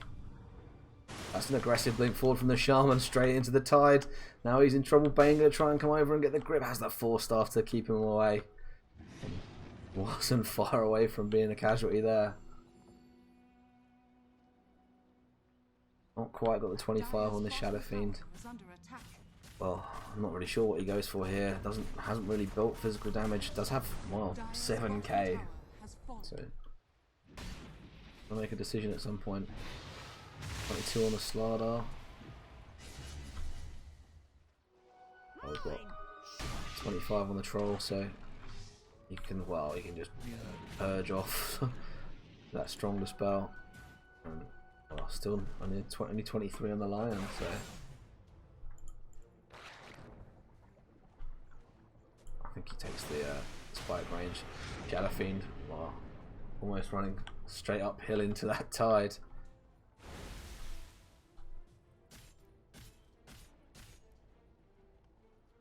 I think Sheffield need to be, well no, sorry, Bath need to be careful here, because Sheffield have the Lancer in top. If they don't commit to a fight, then they don't want the Shadow Fiend up there as well. And how much do Bath know about this? That's the Hex now on the Shadow Fiend as well. So how they can really stop that troll. Almost 25 on the Shadow Fiend now. Know that the Lancer is in top, and they're just going to leave. Yeah, look for all the world like they were going to start threatening into tier 3s, but with the threat of that Lancer in top, they know they just have to back away. There is a Roche up, so that could be the next point, and they even check it with a troll that goes down very quickly, and no vision of this on the Sheffield side. Do they know? Or do they think they've just backed up? They're going to get the troll in there, and no vision because they've sentryed well. Shadow Fiend could go over and check, but he'd pay with his life, and they have the Tide scouting as well, and this is going to go over to Bath very quickly.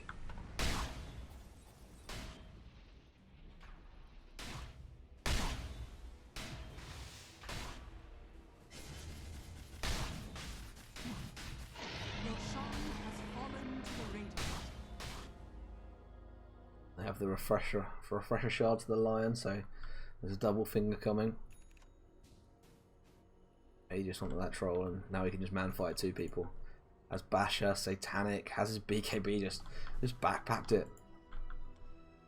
But refresher now on the Wyvern as well, so need to be scared of that double Wyvern ult, because if the troll gets caught out and ends up, well, beating the shit out of one of his teammates and then beating the shit out of another one of his teammates, that will be very dangerous, especially when he has that Battle Fury and just, well, he could be cleaving off his own teammates into his teammates, unless I'm mistaken. You can't cleave off your own team, but like I say, the pace of this one just slowed right down. You can tell both teams just not wanting to make a mistake. Does have 25 on the Shadow Fiend now, and he's gone for the cooldown reduction, so wants to be able to pop that ult as often as possible. 23 on the Wyvern, 23 on the Slardar as well, so they're rapidly approaching 25, and quite a way behind on the supports on the Bath side. They're only at 21, even the Lion's only at 23, so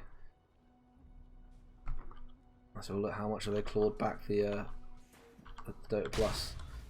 30% now. They're slowly, just inch by inch, they are just really clawing their way back into this, but just by really careful play.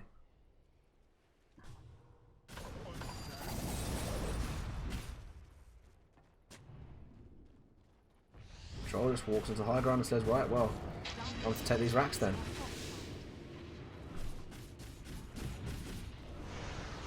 And there's the Yules, they're going to lift the troll up, but haven't got out of position. There's the stuff. Blink forward from the Tide, and down goes the Shadow Fiend straight away, and the Slardar caught out as well. Winner Wyvern caught by the grip of the Bane, ripping the troll, just ripping down the Slardar, and there's the troll just laying into the Lion. Is he going to finish him off? He does! And the Shadow Fiend having brought back. There's the Wyvern with the and now the troll's just going to kill the Tide. And the troll now on his own. Ogre out of position. They're not even interested in killing him. They want the troll.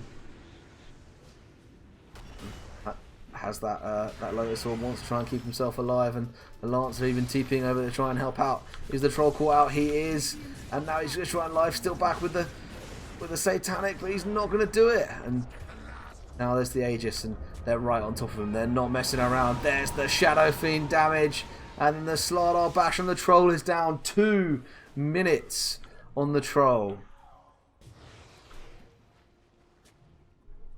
We've got to have a look. Buybacks, yes on the troll, yes on the Lancer, no on the Shadow Fiend. He cannot die right now. And no buyback on the Lion either, so they are completely reliant on this troll. If the Lion can't hold it off with this big finger.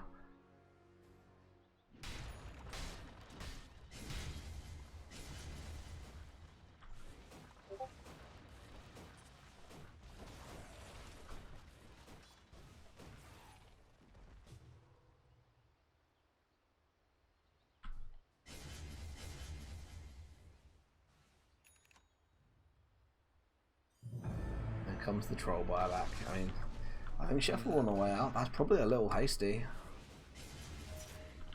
I don't think they were gonna force that. I think they were quite content to wait. But well, back down to 20. That whole 10% that they had inched their way back over 10 minutes, all gone now.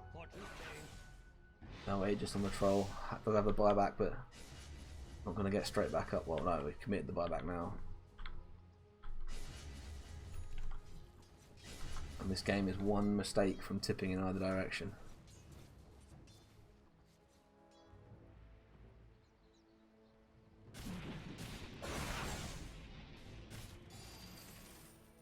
We do have the 25 on the line now for the AoE hex, so need to watch out for that because that will end a team fight. Very close on the Slaughter and the Wyvern, and oh, it's extra duration, and it just means the troll is guaranteed to kill someone. There's a sentry commit. They almost catch the Wyvern out.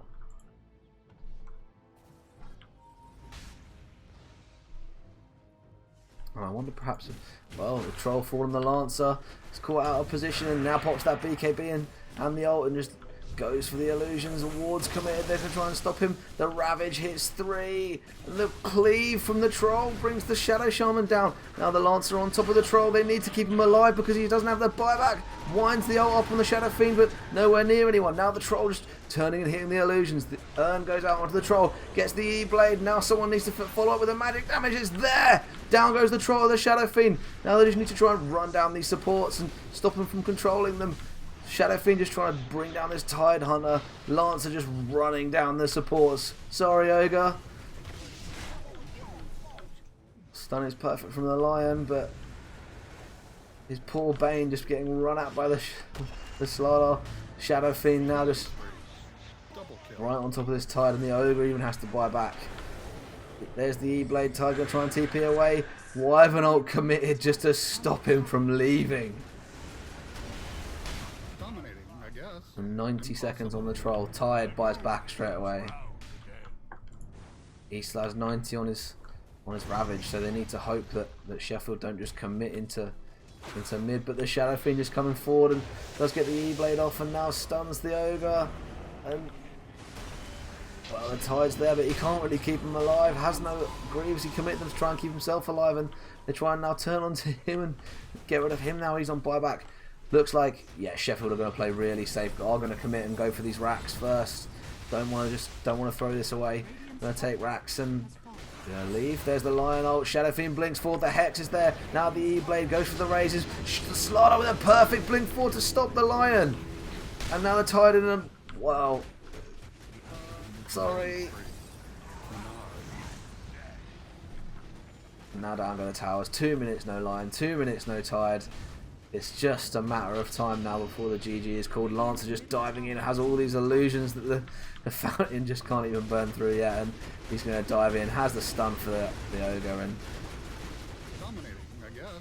not even the tower can, but the fountain can bring down the illusions. There goes the last tower, and they think it's all Ogre. It is now. Radiant's ancient is under attack. Radiant structures are fortified. You need to work on your skill. Radiant's ancient is under attack. I mean, they get the troll back just out of time. Whew.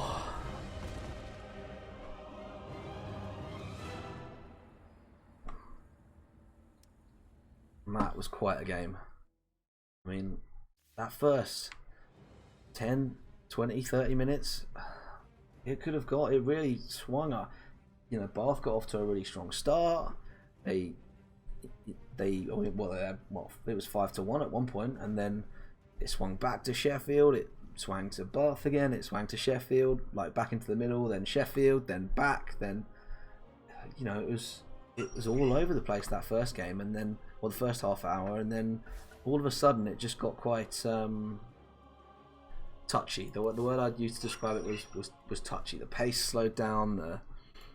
There was a lot of very careful play on both sides,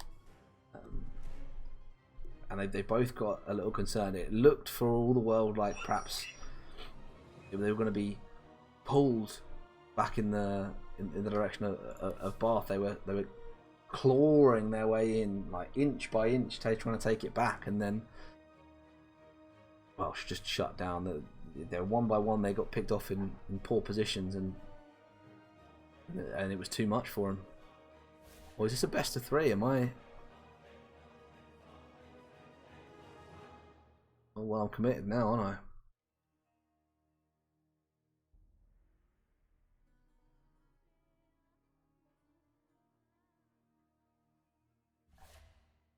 Oh.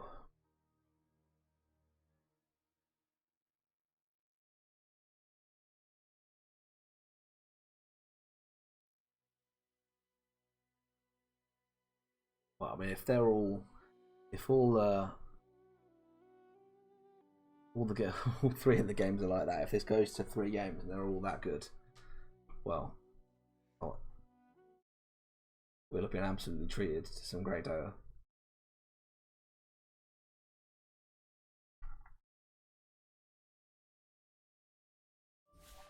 Let's see what it is that Techwin sent me. Let's have a look. May I have your attention, please? May I have your attention, please? Oh, it looks like someone's cut together all of OD Pixel's fast streaming on his. Please stand up. We're gonna have a problem here. They know that the side of border on the high ground. Miracle's gonna jump forward straight away. The BKB comes out. He'll throw in the air with Daphne Glass, force himself down. Yeah, it's just someone who's cut together OD Pixel's commentary over Eminem beats, and that. Oh my god! Yeah, I'm gonna have to. That's gonna go up on the Facebook page. That one, because that is incredible.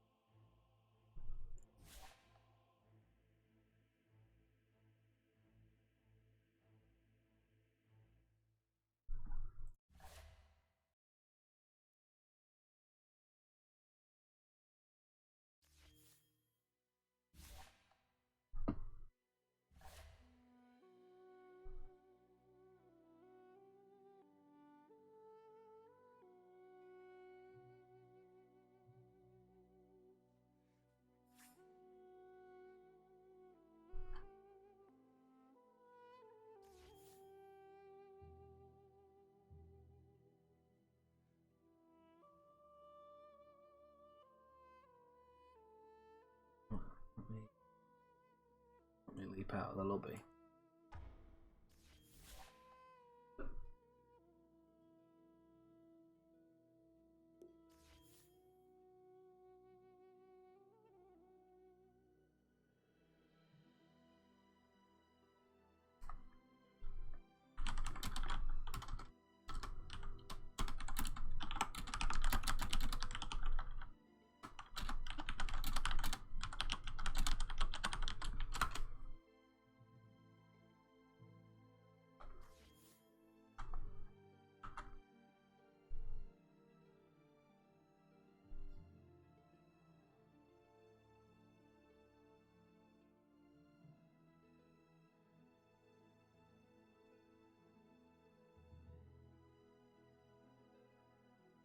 What is it about lobby games and not having delay on it? Is that because like no one seems to set it? Like, you know, you've got a caster. Surely you put delay on. Like,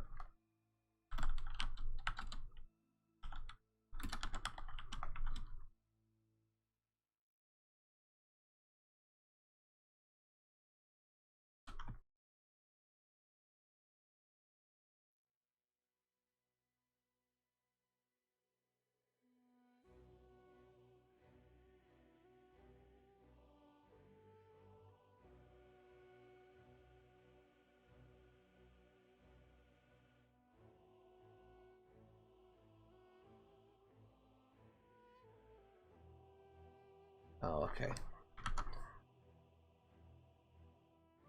That makes sense because it doesn't actually affect my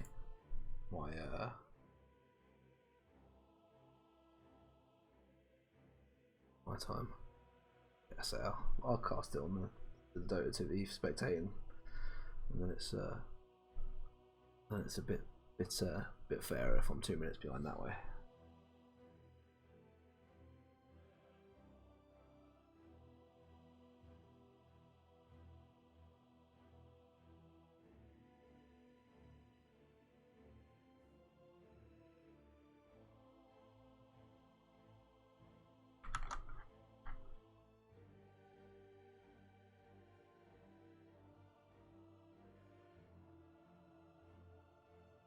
Sticking around with delay is just like makes it really difficult to do the whole keyring thing because I can't keep track of it, and like I said, I could watch on Dota TV 2 minutes later anyway. So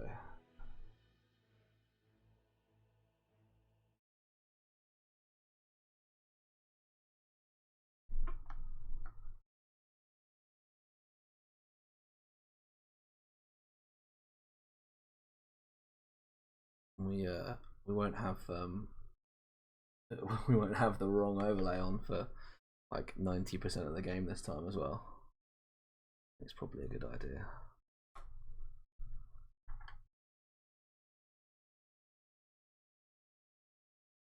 Yeah.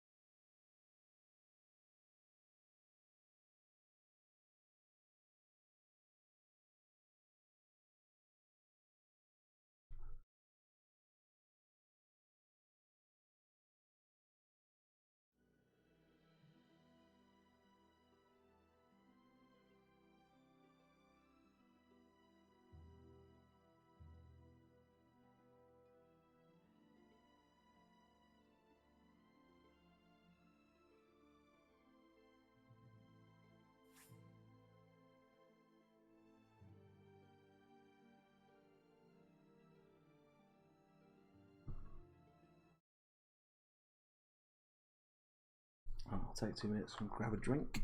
I should be back very shortly, guys. There you go. I was right. There's the tip. Perfect. BM. Oh, the trolls, they've lured them out. They have lured them out. Let's see if they go in. Oh, it's going straight up. Lion needs to leave. I have to activate that BM. The troll's on his own. He's going to die to the imprisonment. He's dead. No, he's Oh not. no! Okay, he managed to put Hammer the gets BKB dropped. into Out goes the bounty hunter. Now they're going to start laying into this center. Are we going to see Don't an know egg if the here? damage is there. The troll comes back on half life. Egg comes out, but he's going to go down. Its own, yeah. Great double shackle, but not enough damage, and the egg does go down. Imprisoned and the disarmed Outworld does get rooted. Oh, not quite, and Trent just don't quite finish the job anywhere. And I actually think that's a misplay from the Outworld that's caused that, because they had separated the troll from the fight, because the lion had sort of baited the Enigma, both chasing those blinks just behind them, both supports on the Trent side. But just behind.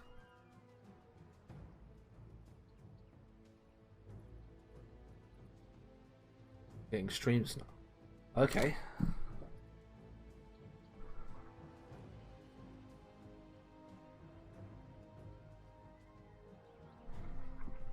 If they placed it 40 seconds ago, they are aware it's a 2-minute delay, right?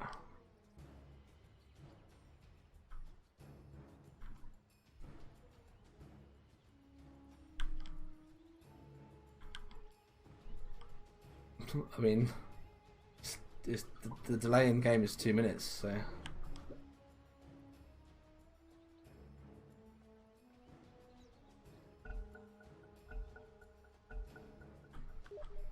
They've got the Ursa into the pit. The Lich is standing really aggressively to try and keep him out of it, pinging it out. You know, I don't think they're going to be quick enough here. No, they need someone else to do damage. He's got bashed 3 times in a row there. And the Pugler just got to run in, and now he gets gripped by the Lich. Now the fight can really start. Forward goes the Purge. In comes the bow. It's going to be perfect. Lands straight on top of the Oracle. No one caught in this monkey ult. Too good. And now comes the Ursa, the Medusa just pushing forward with that ult. Going to try and stop the Ursa. He turns into the Medusa and doesn't have the damage to bring her out. Now she can start looking to finish this Roche. Kunkka coming over trying to hit the Medusa. Doesn't get it. Chris ticks down to the Venno. No mana on the Kunkka either. Really struggled to save this fight. That was really unfortunate. Us needed to get out rather than keep trying to do it. I think there was they hadn't made their minds up what they were doing. Yeah. So. The Medusa going to the Phoenix is going to commit the egg. No. Aggression into top. Grip goes onto the Phoenix, stops the Pangolier from being saved by the Phoenix. He does get the bash and bashes both the Shaman and the CK. In comes the egg. The roll goes between the two. They're going to try and lay into the egg and bring it down. Don't manage to do so. The stun going to come out just in time to stop the CK from killing it, and the troll there to pick up the well, not pick up the kill, but help the Phoenix out picking that up.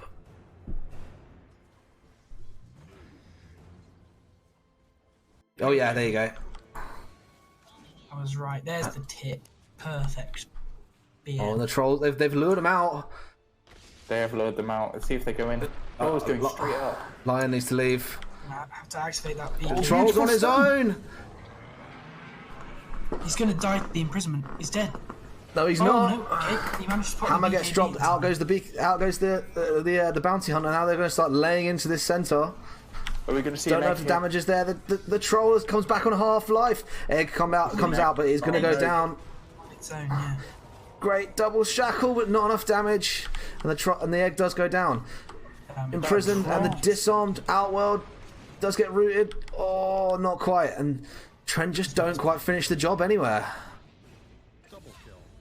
And I actually think that's a misplay from the Outworld that's caused that, because they had separated the troll from the fight, because the lion had sort of baited the Enigma, both chasing those blinks just behind them, both supports on the Trent side.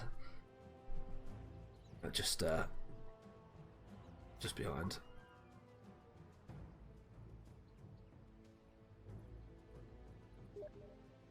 Getting streams now. Okay.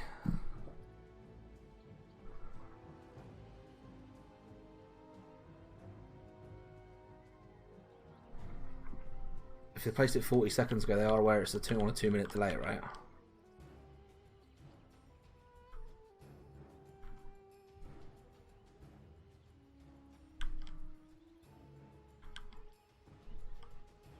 I mean, the delay in game is 2 minutes, so.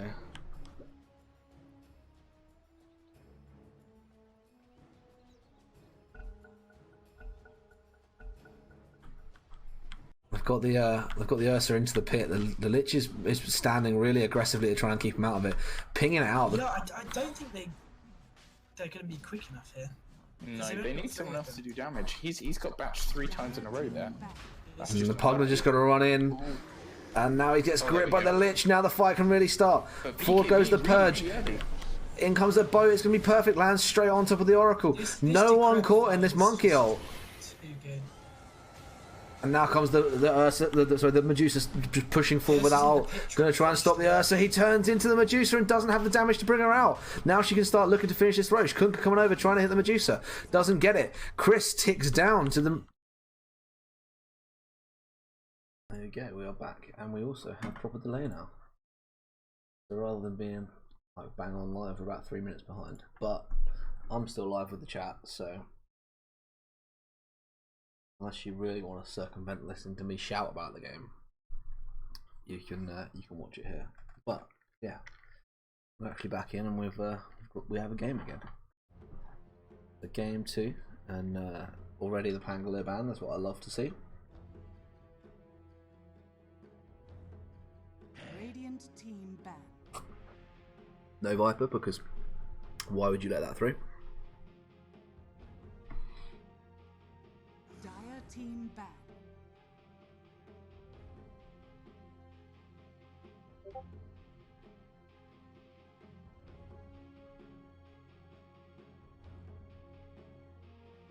Radiant team ban. Dire team ban. Whipping through these at a rate of knots. The Shrek ban as well. I know that's quite strong. And the lightning strike slow is the lightning slow is really good, and I know. Well, they banned the Shaman at least because they know how dangerous that is. Or is that what we got? We got a 4. We have a 4-head in the chat because. Well, there's the Wyvern again, and we saw the number of heals that Wyvern pulled off.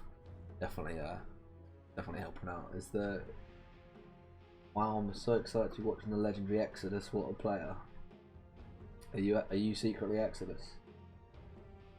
Is this how it is?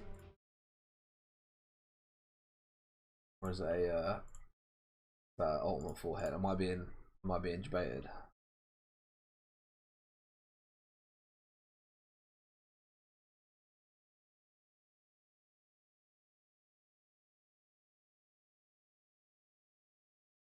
Am I being super debated right now?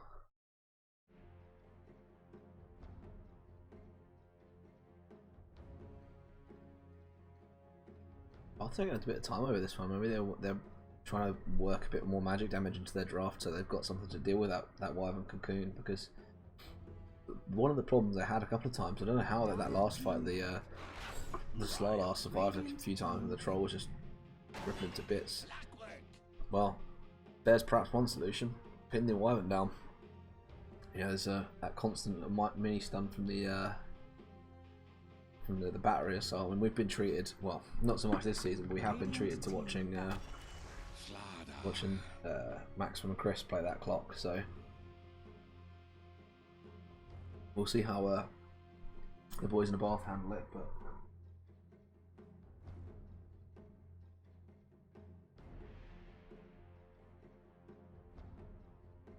I'm on the lozenges for my throat and some antiseptic alcohol just to keep that 5 seconds remaining. keep myself nice and soothed to make sure I can shout a bit louder.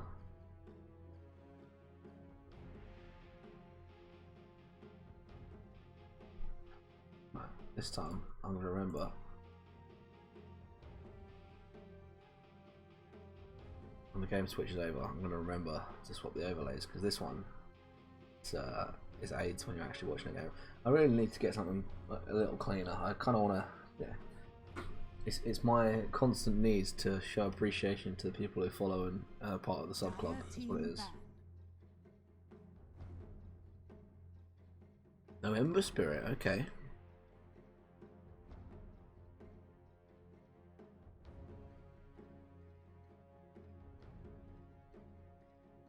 They don't want to.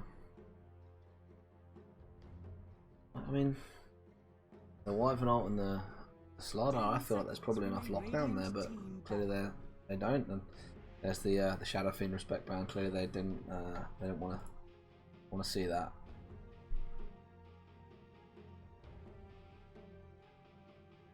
There you go. Look, even the I can see a couple of ranks now as well. So I didn't realise there was the Wyvern there being a Divine 6. You got the Ancient 7 on the strange characters that I don't know how to say. But yeah, no Brood as well. I wonder if perhaps they've been scouting them out a little bit and checking to see if that Brood's a common pickup.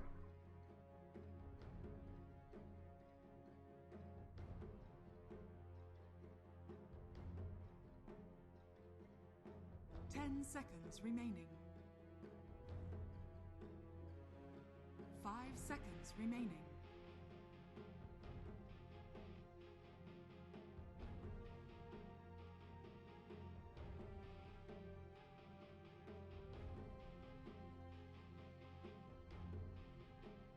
Yeah, using a fair bit of time with this this band. They want to think about it.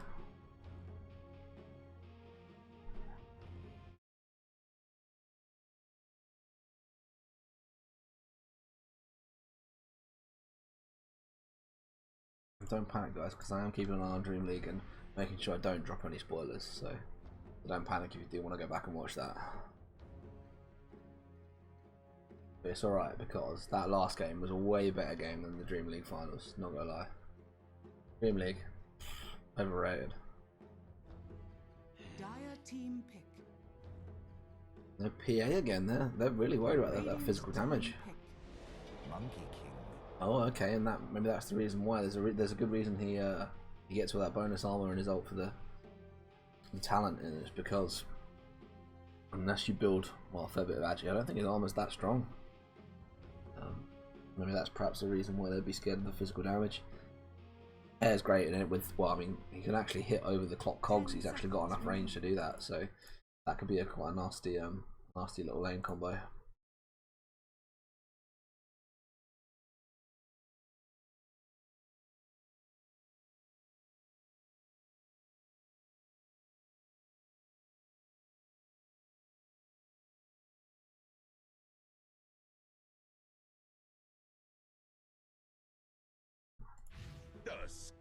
Well, okay, that's a nice little pick up the tag team. That damage is quite imposing, shall we say? It's definitely noticeable. So that's one to be worried about. And we're still, well, I suppose Tusk isn't really. Yeah, I was going to say it's an icy strat, but then Slardar's not particularly icy. I was going to say it's a purple strat, but then the Wyvern's not really purple, and neither's the Tusk. So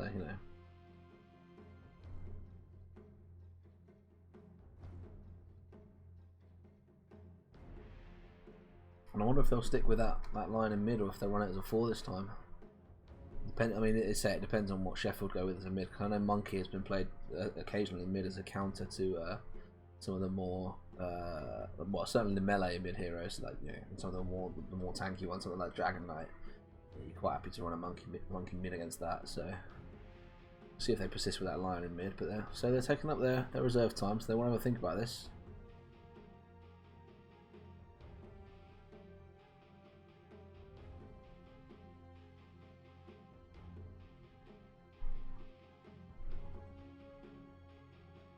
Radiant team pick. There's the Timber Saw, so great into the strength heroes. There's pure damage there to go through that Wyvern cocoon. That's definitely a well thought out pickup, I think. And the Fuzzy Wuzzy, and again that's another hero that perhaps the Timber is quite happy to play into, because you can steal that strength off of him and so take a little bit of damage away from him, take a little bit of health away.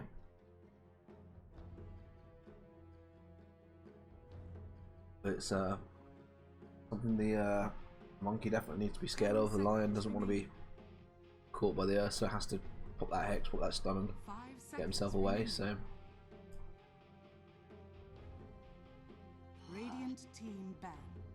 no Lena, so there's another big burst they want to get rid of and a lot of magic damage that they're a bit hesitant to leave in. And say, I like that they've got rid of the Shadow Shaman and the Shadow Fiend. I think the Shadow Fiend gave Sheffield a lot of that snowball potential in that early fights, let them get back into the game when it looked like it was swinging away from them.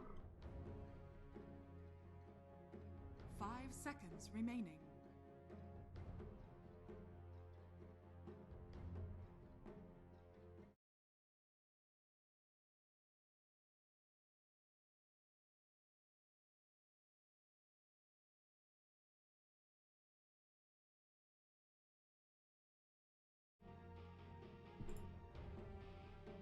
Radiant team pick.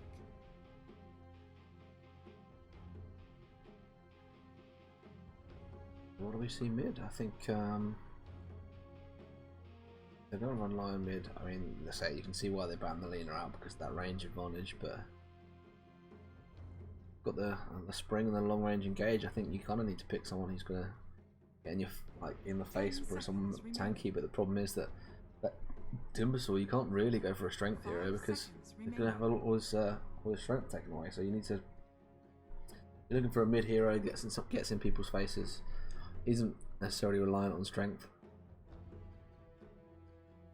Maybe a blend of bit of physical, bit of magic damage. I could see the Quap coming out. I think that's worth considering. Dire team pick. The Pugner, even that.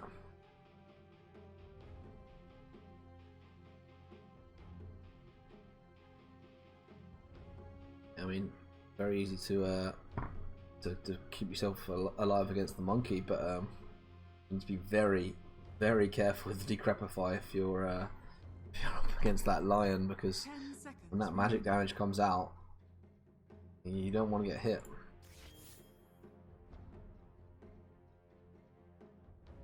They have actually stacked up, so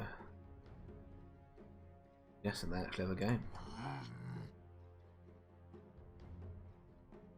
And here comes the pick then, unless this has been left to random.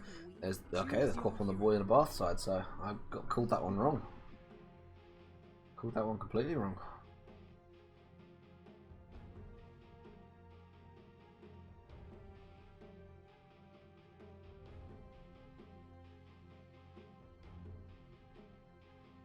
Got the hero right, just got the team wrong.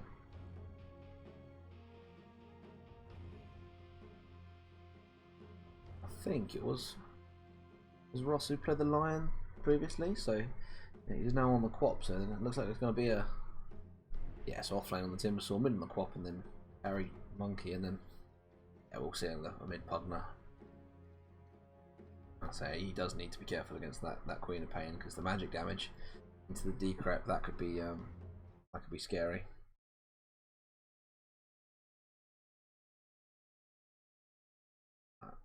Put the old overlay over now. That way I don't have to panic about getting it wrong. We can get into game number 2. Here we go. Going on. Prepare One for direct the battle. camera. One like scrub. Before it started. There will be pain. We'll look at items. There will be Yeah, it's screaming. definitely going to be the Quap mid, isn't it? Couldn't really be anything else. So we'll see. It's looking like it could be a trial lane into bot, so they're going to run the monkey into the monkey on the characters I can't pronounce. But Timbo not handling that lion this time. We'll see Exodus on this clock, and Ross taking that Quap mid, and then the solo Timbersaw running into the Slardar Wyvern on the Shark Quackaroo, and then we'll have Splatman 678 once again handling that Winter Wyvern. We'll have Mike taking that Slardar. It's going to be Mina Sabilo and this Pugner going into mid, and the Tusk Ursa combo of Pact and IB Hairman and Pact on the bot lane, and they're going to have to deal with this tri lane. Look at this tree just smuggling his way over to the rune.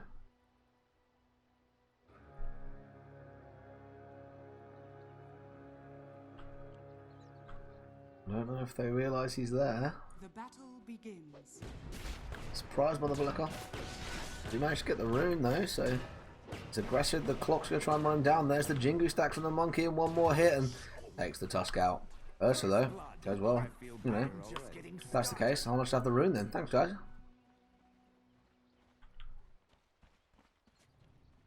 So you might get first blood. I'll take 200 gold for my team. And even going to run quite a long way away before he does the TP back to the base. So is he going to hover and try and pick up the courier? No, it looks like he's going to run and perhaps they realise it's a tri lane and they're going to pop the Ursa into this top lane against the Timbersaw. And this is quite a switch around. He's missed a whole wave of experience and his 3 last hits for this offlane monkey. So one whole wave, but they do rotate this Ursa all the way up to top. So Tusk's just going to have to be careful. That in range, just outside. And let's swap the Slardar into bot. They want to avoid the Ursa into the monkey.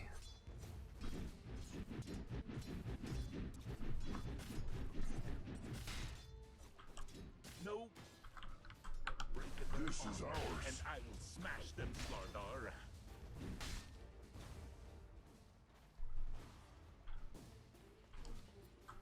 I guess the tag team Slardar stun combo, that could be quite nasty. This Pugna being pushed away a little bit by the Quap, but looks to be doing okay. And does have that nice decrep into the blast combo. The Pugna blast is just so much damage. And yeah, they have the Ursa into the Timber. I guess the Ursa not quite as worried about the Timber's reactive stacks when he's got a couple of Fury swipes built up on him, so even when I take the Wyvern off, so it's going to be a solo Ursa into the Timber. They're quite happy to run that. And they can handle the aggression in this well, annoying tri lane to bot.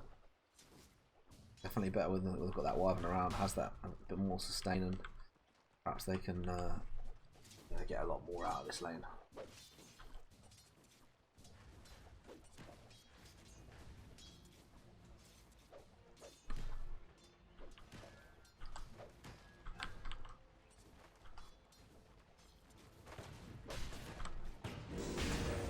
Ability of the clock, and well, it's a little bit.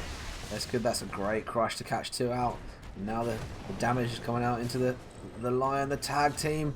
Just that range from the Wyvern. The Jingu stacks can't get enough damage out into this Tusk. And the crush, perfect to stun 2. And this clock, well, you know, we said about how the cogs can be hit over by the monkey. They can also be hit over by the Wyvern. Has that range, and that Arctic burn damage does a whole lot more than people realise.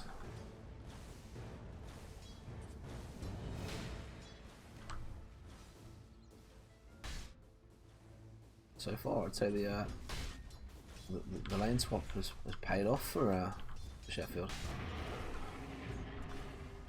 Now they're going to look to be aggressive on this clock. He's a long way out. Tusk in a great position, tries to shards to block him in, but can't quite keep him there. Just gonna give him a couple of whacks, and has a little bit of Arctic burn damage. Now he turns with the battery assault. The Lion's coming over. Creeps are hitting him. Stun is perfect from the Lion. Battery assault just slowing this Tusk down. He's just about turns and gets out of range, and now the Slardar can try and run at this Lion. Does he have a bash queued? He's got one ready. There's one bash. There's the crush. Has the damage. The Lion stun is perfect, but Slardar gets off that one hit just before he can get out of range, and Clock gonna run himself into a safe spot and TP away. But haste on this Wyvern, the Quat with a blink is just a whole lot safer. And now the Clock in danger of getting run at by this Wyvern. Does have that haste and can keep up with him, but I don't think they can get the damage. The cogs are perfect, and there's not enough space for this Clock. He needs to get himself away. But 3 Jingu stacks now on the Slardar. Has that bash. Needs to stop him from life stealing back up. He is going to go down. Has the Fairy Fire to keep him alive. Arctic Burn not going to kill him, and just about stays alive. Now they've rotated the Lion down here as well, or at least he's come back, and Now the Tusk in a lot of danger. Clock running at him. Does he have a flare to get the damage out? No, no mana for anything. He just needs to hit him. Oh, and caught out by the trees and very unlucky on that Tusk there. Slardar back in the fight bot now. In the meantime, Pugna picking up a kill on the quad mid, so that rotation and making a commit a blink backwards has definitely paid off.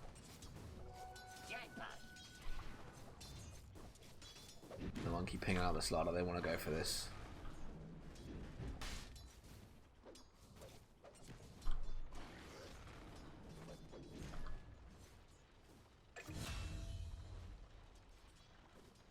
Again, the Quap dying to the Pugna mid. I wonder if he's perhaps been a bit too aggressive. There comes the Arctic Burning. Cogs are perfect, but a great dick slap from the monkey. There's the heal from the Wyvern to keep the Slardar alive. Another tag team magic damage straight into that monkey. Brings him down. Slardar, let's go down and trade. Now the Cogs are perfect to trap the Tusk, and it's a free one for the Clockwork. It's an all-action lane, this one. I've been trying to get off and get a look at the other kills, but this bot lane is the one where it's at. And Ursa, that's a lot of damage into that Timber. Does have the creeps coming in as well. He can just dive this. How many stacks is that? 5 Fury Swipe stacks. The Timber just running away. Where's your chain, mate?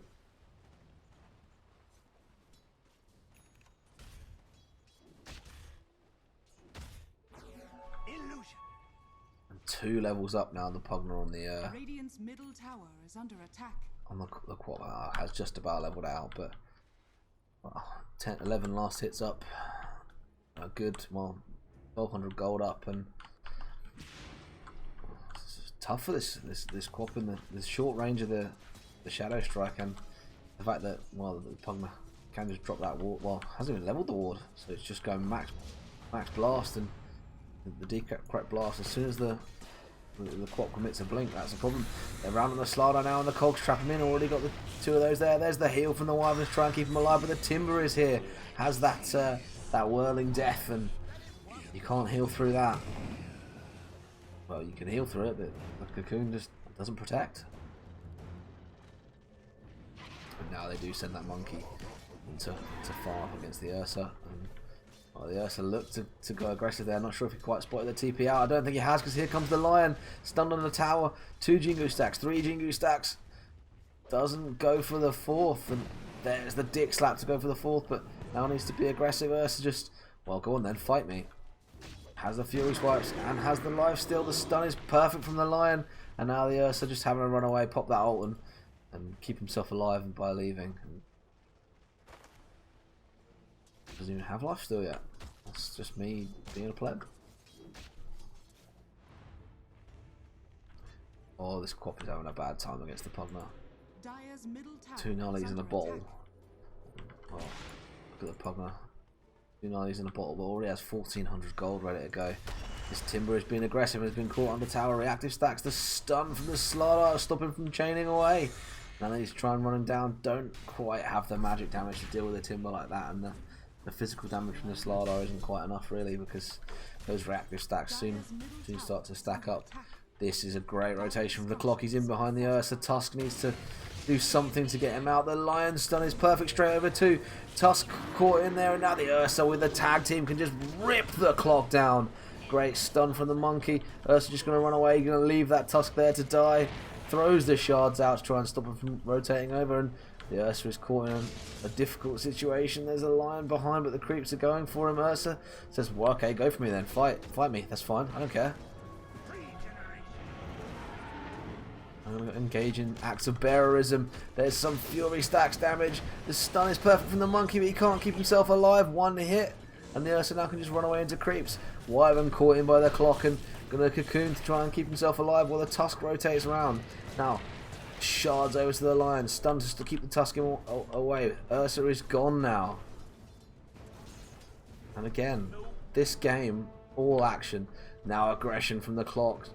Doesn't quite have the range for the Cogs and no battery assault, so can't quite trap them in.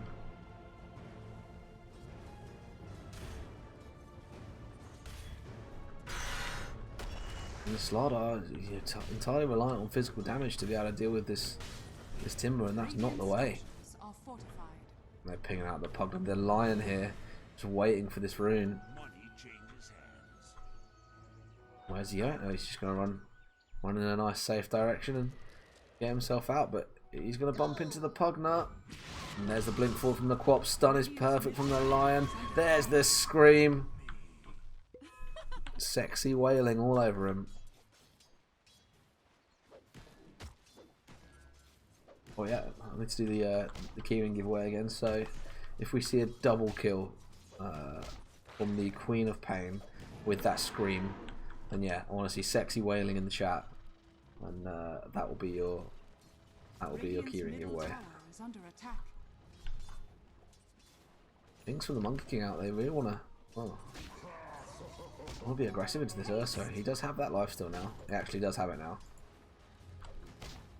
But he's a long way up, and now he just turns and tries to go on the Lion. The damage from him is huge. Can just pop that ult on the. Well, doesn't even have to. He just has the Fury swipes. The Lion just ticks down. Doesn't have enough health to stay alive. The snowball, well, not even the snowball. The shards. Radiant's bottom tower is under attack. The problem is that they're effectively sacking off this bot lane for it, because the Timber can just farm, well, completely freely. The Slardar can do nothing against him. I'm going to TP past him to get back to the lane, and the Quap's even in the area as well. Ping's coming out. He needs to be so careful. And his team are rotating over, but there's the blink fall from the Quap. Shadow Strike is perfect. Uses the stick. Now tries to run himself in, but the Timber just cuts all those trees down. Wyvern going to TP in just in time before the tower goes. The Decrepit Fire trying to slow this Timbersaw down so he can't get away. Shards are perfect. Stuns him just as he grips away. And then the suck from the Pugna. And not today, I'm afraid. And the stuns have been so perfect to stop this Timber from just chaining away. And now clock into Ursa. I don't quite know if he's got the attack speed to skip through Battery Assault, but he certainly has the damage to kill this clock.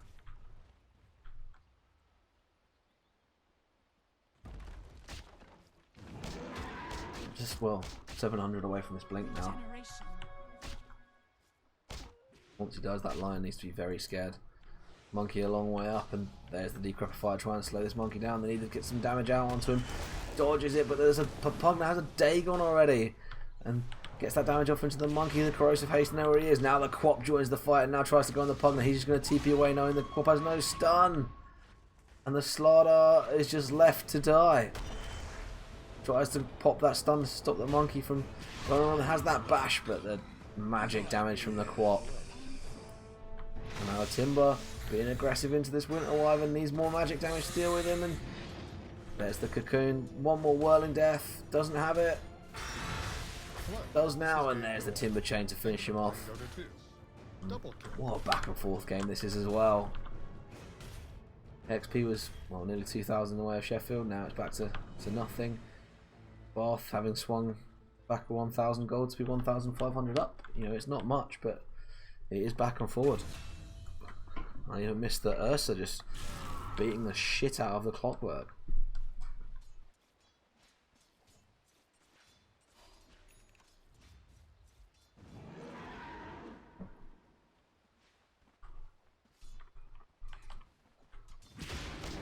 Ursa runs at Quap and she has to commit the blink to get away.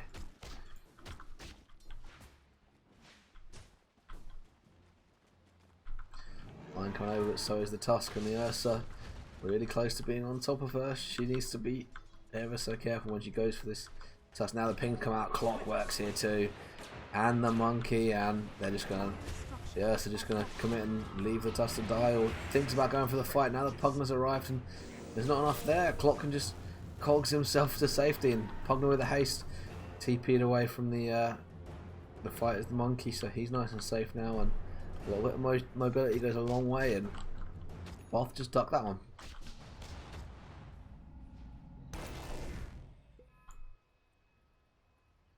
There you go. It's just silly.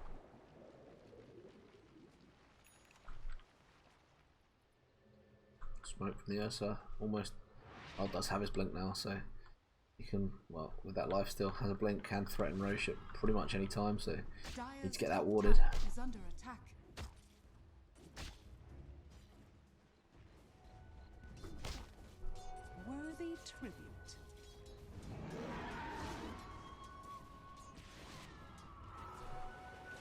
Forward comes the clock and the quap, but Bugner's come in. That's a massive blast. Pop goes for the Dagon pop, but doesn't quite bring the quap down, and she can heal herself. There's the blast. Hook shot connects just as he dies, and now the Ursa on top of the quap. She can just about blink away, not gonna tick. Now the Ursa, with them having no vision here, the Ursa can just really head into the pit. Ping's coming out from the quap. I think she might have realised that the Ursa could be in there. Monkey doesn't look like he's interested. Has that Echo Saber, probably going to look towards that Maelstrom soon. Slardar struggling to contain this Timbersaw, and he's farming up now, and oh, he's not far off that Soul Ring. Sorry, the Bloodstone. So he's going to be a limitless source of mana soon. So let's pick that up and straight into an Invis Rune. Wants to be aggressive, wants to pick off these, pick off the cores and then get on top of the supports, or pick off anyone he can, really. The Quap is just getting flanked around and doesn't want to commit a blink forward, but Timbersaw going on the Slardar, has the crush, but doesn't realise the Quap is there. The Quap has used her blink now, and there's the disarm.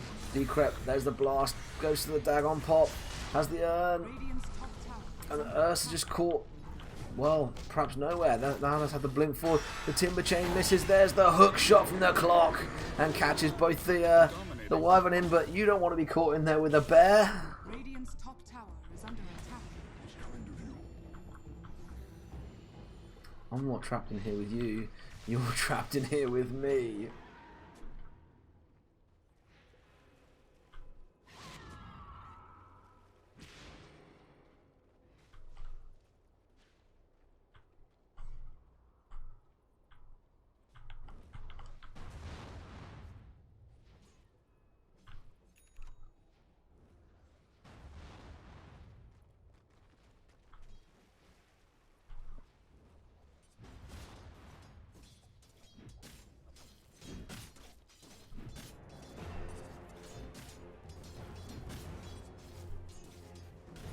A little quick look. So Pugner and the Ursa topping these net worth charts, but I even missed the what there. Korea going down the Radiant side, but so Ursa and the Pugner topping these net worth charts, but not by much, and lots of gold onto the Monkey, the Timber, and the Quap. So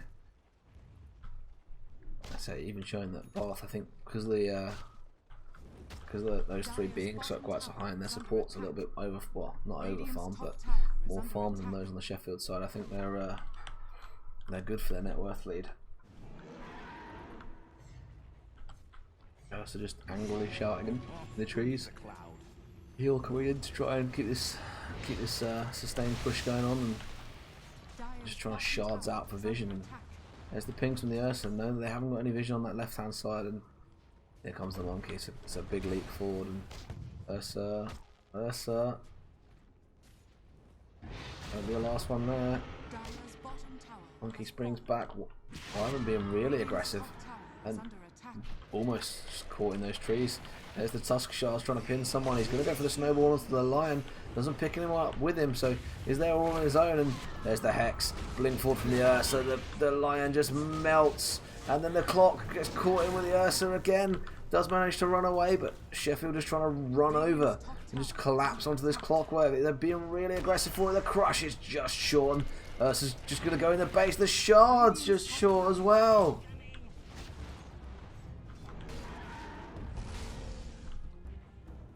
And now the clock going to come over. Does go on this Slardar. There's the corrosive haze to keep vision of her. The heal is there to keep the sustained pushing coming in mid as well. But Timbersaw is top, and the Ursa gets on top of the Quap and brings her down. Pugner going to TP back. Ursa going to TP back now as well. They need to try and do something about this Timber. There's the Ursa just going to try and run him down. Gets on top of him. Timber chains away. How long on the blink? He's got 1 second if he dodges that. Then blinks forward. There's the Earth Shock. The slow is great. Needs to stop this Timber from just chaining away though. Has another one. And he's just too far away from the Ursa. He's running at him. Has the phase. He's quick enough to keep up. Meanwhile, there's a fight going on in mid. They're going to push the Slardar away. There's a spring forward from the Monkey, and the Timber kills the Ursa. A dominating performance. Double kill. Dire's middle tower has been denied. Just trying to keep track of Well, 2, sometimes 3 fights going on all over the place there. And oh, the Timber's found the Pugner as well. There's the Decrepifier. Try and keep him alive, but let's just run away and can just. Well, the Timber doesn't need to be scared because the Pugner is the magic damage that can kill him. I'll take that.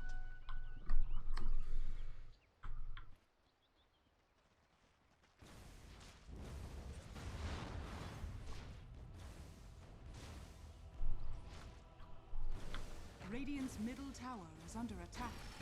Oh, there's a long range hook to get on this top of this Pugner. There's the Quap in place. Goes for the suck and gets bursted by the Lion Finger. You can't decrep around him like that, but what a blink forward from the Ursa to just bring this clock down so quickly. Has that basher now, so there is a very real risk of him getting on top of people and just ripping them down before they can do anything. Timber Chain is long forward to try and go on this Wyvern. There's the Arctic Burn, that damage. Even just stopping to deny someone. There's a Splinter Burst, but forward comes the Quap. Does manage to cocoon himself, and nope, there is a bash. The Quap just can't blink away. There is a bear. There is a bear. The stun is perfect on this Ursa. He needs to turn and fight someone. Now starts laying into the Monkey. Does get a bash, but gonna try and bring him down before that Jingu can heal him up. Now that, oh well, I'm sorry Tusk, but you're in a lot of trouble. Mega kill. And the fight just looks to be getting away from Sheffield there. They got the Quap out early, but great rotation to bring the other heroes in, and the damage was there. And then aggressive vision. That's very aggressive. They're even there on top of this Pugner, and 4 kills from that fight going that way of Bath. And look at the win percent, so we're 60 up to 66 on the dial already. We've got 6k up on XP. We've got nearly 5k on the net worth. So, and again, as I said about the Shadow Fiend, you kind of want with the Ursa, you kind of want the momentum to be in your favour. So you're taking your aggression to them, and Bath have played really well around it. There's a couple of occasions when the Ursa's ended up, trapped in with the Clockwork, but you don't mind trading off a Clockwork if it means that your Monkey and your Quap can get into the backlines and deal with the supports that are going to try and keep this Ursa on top of your heroes.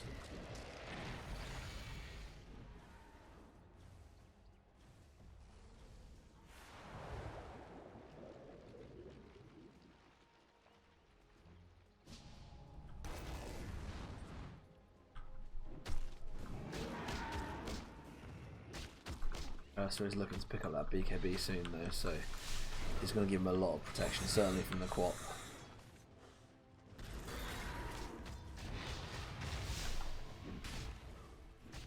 I will gather that up, so Link ready on the Slider. He's going to look to go pipe and defend himself a little bit. Nothing queued up on the Wyvern yet, so not quite sure there. Is the Pugner going to level up that Dagon? No, it looks like he's going to pick up the Yules.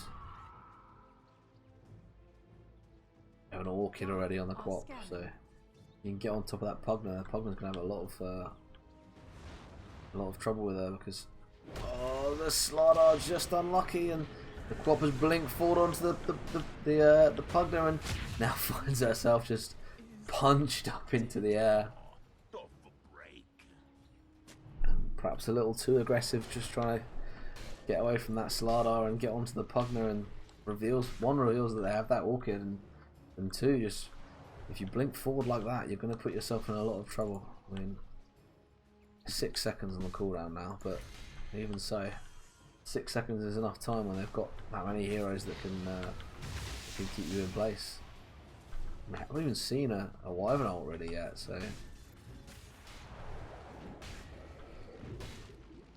when that becomes a factor, that will be, well, it'll certainly be a problem for the Monkey. Doesn't get Jingu stacks off of that, but even so, he can, well, has that Maelstrom now, so can get a lot of damage out. Yeah, he's now looking for that BKB as well. Has a basher, so wants to be able to lock people in place. Gold and sweet. On how close is this flare to catching out exactly when the Roche will be up? It's just 2 minutes, and The shards won't even reveal it, and there's Roche. Both teams just trying to check it, and now the Tusk runs in. Ping's coming out from the monkey to see if it's there, and Tusk, I think, has just spotted that. So I don't know if the monkey doesn't realise that the clock has checked it, and they see that it's not up, but definitely known on the Radiant side that that's there. And here's a big rotation. They're trying to get around on the Timber. There's the Quap Bolt. Trying to push him away. Timber just chaining up. There's a long snowball in, and now the Tusk is in trouble. There's the Hex. There's the Silence. The Wyvern ult is coming in, but the Monkey ult is laid over the top. And the Wyvern just... There's not enough people there to do the damage. Now the Pugner is caught out. Just try and burst. The Quapper doesn't quite have that burst, and there's 3 heroes down. Oh, and the Timber just blocking the chain, and Ursa just hiding in the trees. But this is going to be a free T2 for Bath.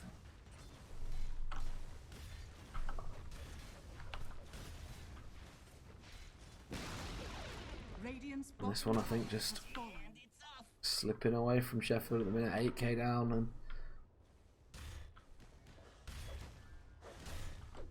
oh, well, still only level 9 on this Tusk. They need to get him. They need to get his ult. The control they have that BKB pierce, and there's the crush. Only hits the Lion, and now he's on top of, and there's the finger to burst him out.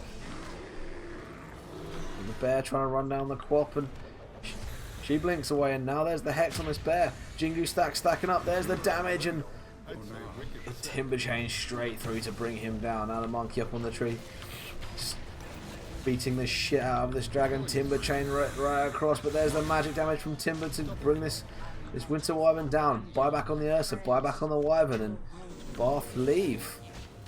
So okay, if you wanna spend your gold to get back into this fight, we're just gonna leave and get some more.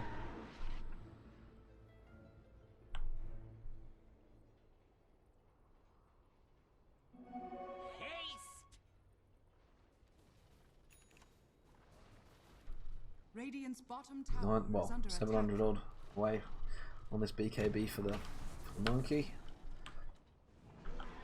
Net worth now, Timber and Monkey all the way up. Ursa getting caught out in the Roche pit and can't quite bring it down. And well, I mean, just the cores and the if you just look at the top 2 cores on both sides, it's 8k advantage just there on Bath to Sheffield. So they need to find a way of, well, I mean, the Quap's mobility is obviously a problem because they need to get on top of her and burst her out before she can just blink away. Then she can come straight back in with her team. The Timbersaw starting to get a lot of his damage out now. Has that Bloodstone, has a Halberd, has a Lotus, so he's even quite tanky, and he's looking to get travel. So I think he was gonna, perhaps split push a little bit. And there's the Lion caught out by the shards, but Tusk just has to leave a little. He can't stay there too long. That's a long range stun. The Ursa has managed to get on top of that Quap. Yeah, just takes her out quickly enough that she can't get the silence off and can't keep herself alive. But BKB finished up on the Monkey. He's now definitely got a lot more potential to fight if he can get that ult off around, well, the follow up from the Wyvern ult. Then that Monkey ult going to do a lot of work there.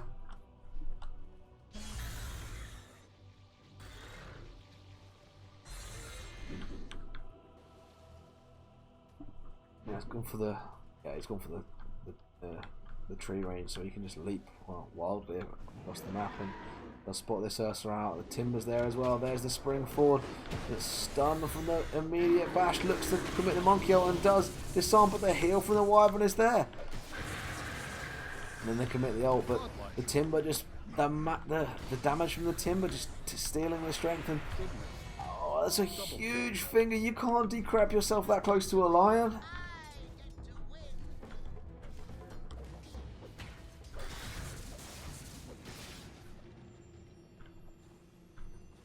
Knocking on the tier 3s now. Bath, they want to dive in and go for this Wyvern. And there's the damage coming out.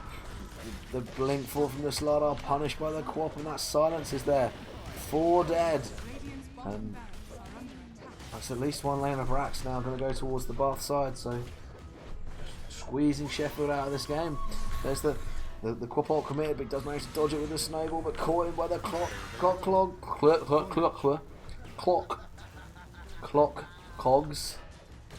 Got there in the end. Radiant's bottom barracks has fallen. And all 5 heroes down, and Radiant's bottom barracks. well, now the rest of the outer tower's taken out. I mean, Bath just have to back away, but can do so and go back to farming up. You know, Clock gonna leave. How far away is he from his ags? He can't be too far away now. No, and isn't going to go for it. Has the Blade Mail and now looking to get a second Lotus up on his team. Illusion.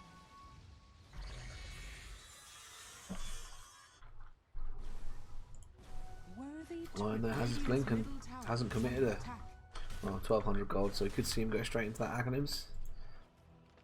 We'll see BKB coming out onto the Quap very soon.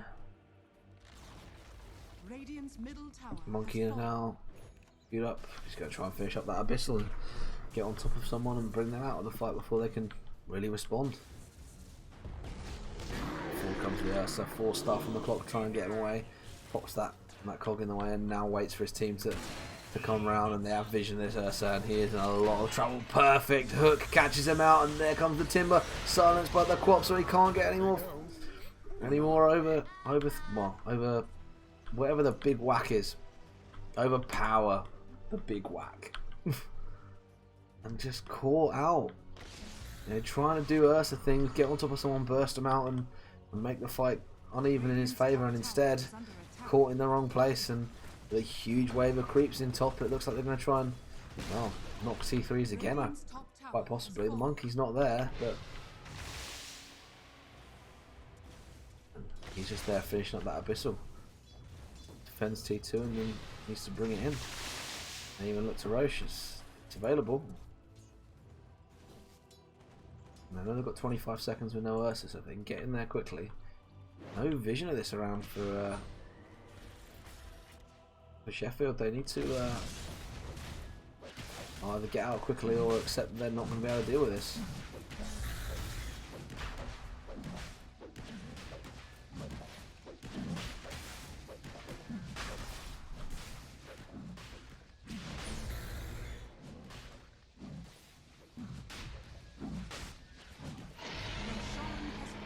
There it is, yeah.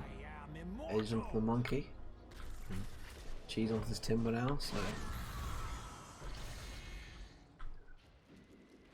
and between the Bloodstone and the Cheese, he can just he's just a really annoying hero. I mean, 18 armor, best part of 3.5k health. I was going to say 4k, but 3.5k health. He's not got that a Bloodstone regen at the minute, but can just cheese his way through that. Then Bloodstone regen, 4 staff is great, and bye Lion.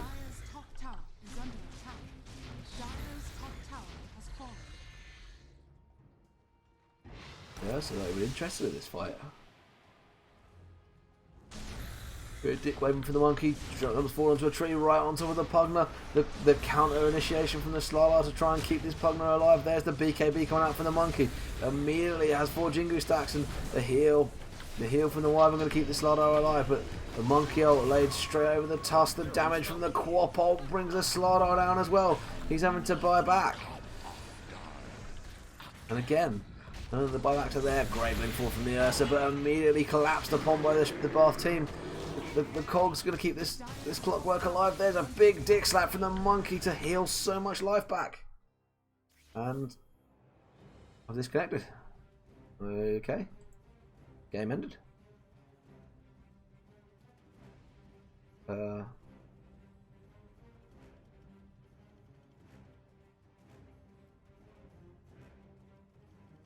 Not really sure what happened there.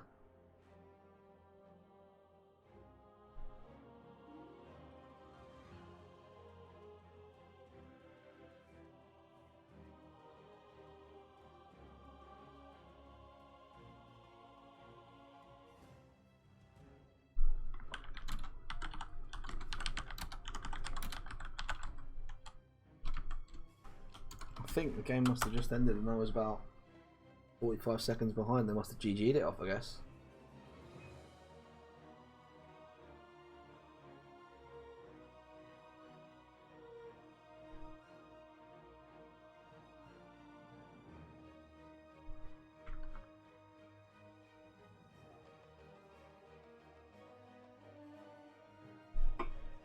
was a bit of an abrupt end. Sorry guys, didn't mean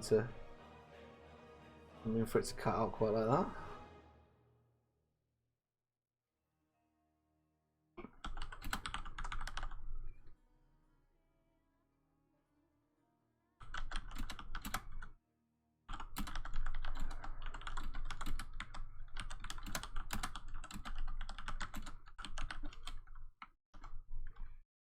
I think what's happened is I was a little bit further behind than I wanted to be, and it's dumped the game out just as because they GG'd it off. But I suppose 2 minutes being 45 seconds, so yeah, they must have GG'd it off in that time, unless something really unless the whole thing's crashed. But I'm wondering if they say that they've GG'd it off, because that's the only thing I could think of.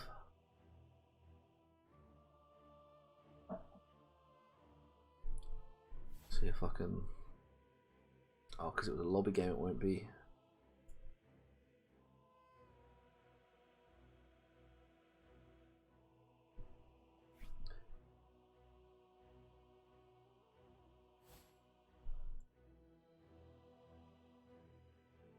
Yeah, it doesn't show it because it's a lobby game.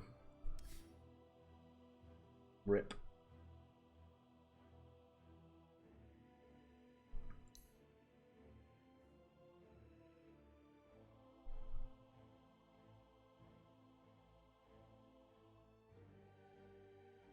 The saddest reacts only. Sorry guys.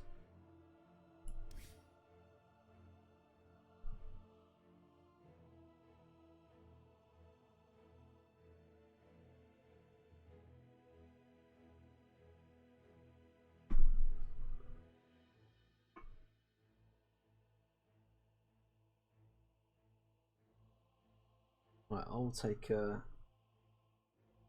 2 minutes to just have a quick break while we'll wait for that one to go again. I'm gonna assume it's gonna go to the third game, so I will take 2 minutes and just have a quick break, and I'll be back very shortly to close this one out. Alright guys. Oh yeah, there you go. I was right. There's the tip. Perfect. BM. Oh, and the trolls, they've lured them out. They have lured them out. Let's see if they go in. Oh, it's going straight up. Lion needs to leave. I have to activate that The BM. troll's on his own. He's gonna die to the imprisonment. He's dead. No, he's Oh not. no! Okay, he managed to put Hammer the gets BKB dropped. into Out him. goes the bounty hunter. Now they're going to start laying into this center. Are we going to see? Don't know if the damage is there. The troll comes back on half life. Egg comes out, but he's going to go down. On its own, yeah. Great double shackle, but not enough damage, and the egg does go down. Imprisoned, and the disarmed Outworld does get rooted. Oh, not quite, and Trent just don't quite finish the job anywhere. And I actually think that's a misplay from the Outworld that's caused that, because they had separated the troll from the fight, because the Lion had sort of baited the Enigma, both chasing those blinks just behind them, both support side. Just behind.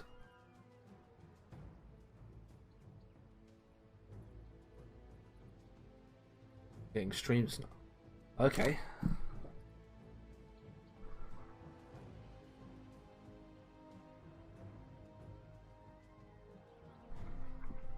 If they placed it 40 seconds ago, they are aware it's on a 2 minute delay, right?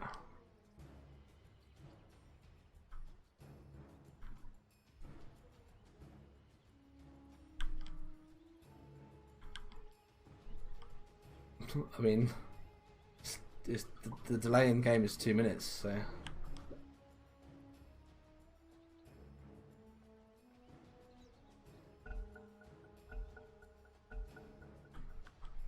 They've got the Ursa into the pit. The Lich is standing really aggressively to try and keep him out of it, pinging it out. You know, I don't think they're going to be quick enough here. No, they need someone else to do damage. He's got bashed 3 times in a row there. And the Pugler just got to run in, and now he gets gripped by the Lich. Now the fight can really start. Forward goes the Purge. In comes the bow. It's going to be perfect. Lands straight on top of the Oracle. No one caught in this monkey ult. Too good. And now comes the Ursa, the Medusa just pushing forward without going to try and stop the Ursa. He turns into the Medusa and doesn't have the damage to bring her out. Now she can start looking to finish this Roche. Kunkka coming over trying to hit the Medusa. Doesn't get it. Chris ticks down to the Venno. No mana on the Kunkka either. Really struggled to take this fight. That was really unfortunate. Ursa needed to get out rather than keep trying to do it. I think there was a... They hadn't made their minds up what they were doing. Yeah. So. The Medusa going to the Phoenix is going to commit the egg. No. Aggression is top. Grip goes on to the Phoenix, stops the Pangolier from being saved by the Phoenix. He does get the bash and bashes both the Shaman and the CK. In comes the egg. The roll goes between the two. They're going to try and lay into the egg and bring it down. Don't manage to do so. The stun going to come out just in time to stop the CK from killing it, and the troll there to pick up the well, not pick up the kill, but help the Phoenix out picking that up.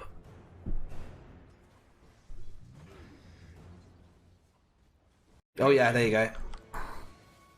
I was right. There's the tip. Perfect. BM. Oh, and the trolls, they've lured them out. They have lured them out. Let's see if they go in. Oh, it's going straight up. Lion needs to leave. I have to activate that beam. The troll's on his own. He's going to die to the imprisonment. He's dead. No, he's Oh not. no! Okay, he managed to put Hammer the gets BKB dropped. into Out him. goes the bounty hunter. Now they're going to start laying into this center. Are we going to see Don't an know egg if the here? damage is there. The troll comes back on half life. Egg comes out, but he's going to go down. On its own, yeah. Great double shackle, but not enough damage. And the egg does go down. Imprisoned and the disarmed Outworld does get rooted. Oh, not quite. And Trent just don't quite finish the job anywhere. And I actually think that's a misplay from the Outworld that's caused that, because they had separated the troll from the fight, because the Lion had sort of baited the Enigma, both chasing those blinks just behind them, both supports on the Trent side. But just behind.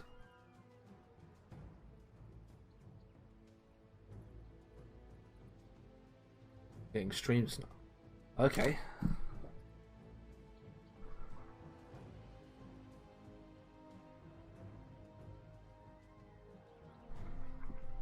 If they placed it 40 seconds ago, they are aware it's on a 2-minute delay, right?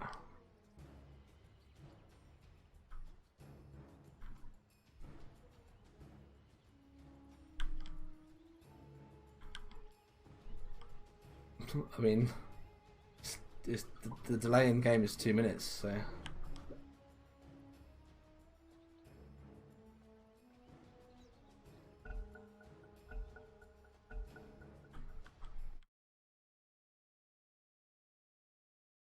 We are back. It was, yeah.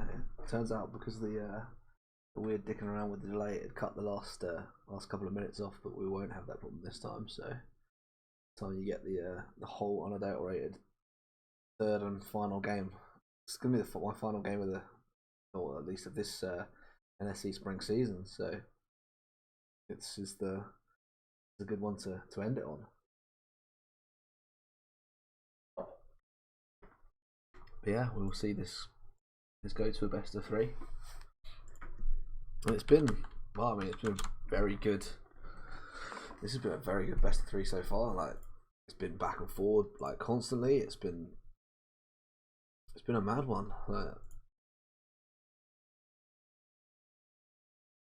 I'm genuinely struggling for words. It's been very strong data from both sides. Like, it's been a great one to watch.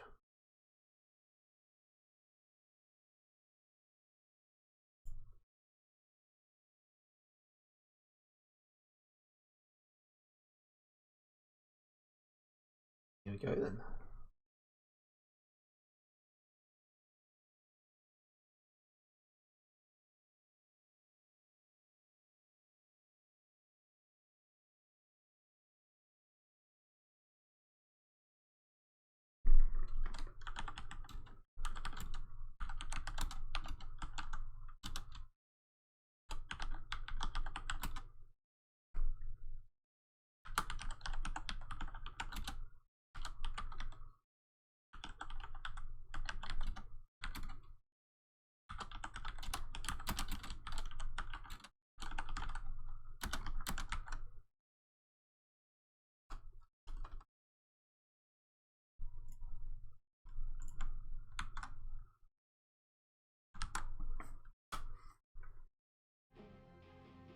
seconds remaining.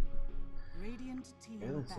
it's the third game of this this best of 3 and the last game of the season about to close out. And what would it be without an immediate Viper ban, Pangolier going out just like I like, no life stealer because it's meta as fuck, and no Lion, and that is a big effect back. That Lion has been played really well. Out goes the Wyvern as well. Some heals that have been absolutely on point from the Splatman. So yeah, that's another good respect ban as well. So that Lion has been played really well. The Wyvern has been played really well. This is teams really well actually starting to fear some of the things that the other team can do to each other. Radiant team pick. And they had no monkey either, so just don't want to deal with it. Not interested in. Dire team pick. Yeah, not interested in having to work out a plan for it. They're quite happy to just ban it out. And yeah, there's the first pick, Shaman. Strong, great harass, great 8th shot. We saw how much it could do in that first game. It was respect banned out second game, and they chose not to ban it out this time because they're more scared of the monkey or didn't want to come up with a plan for the monkey. So you know, there it goes. If it's going to get through. 5 seconds remaining.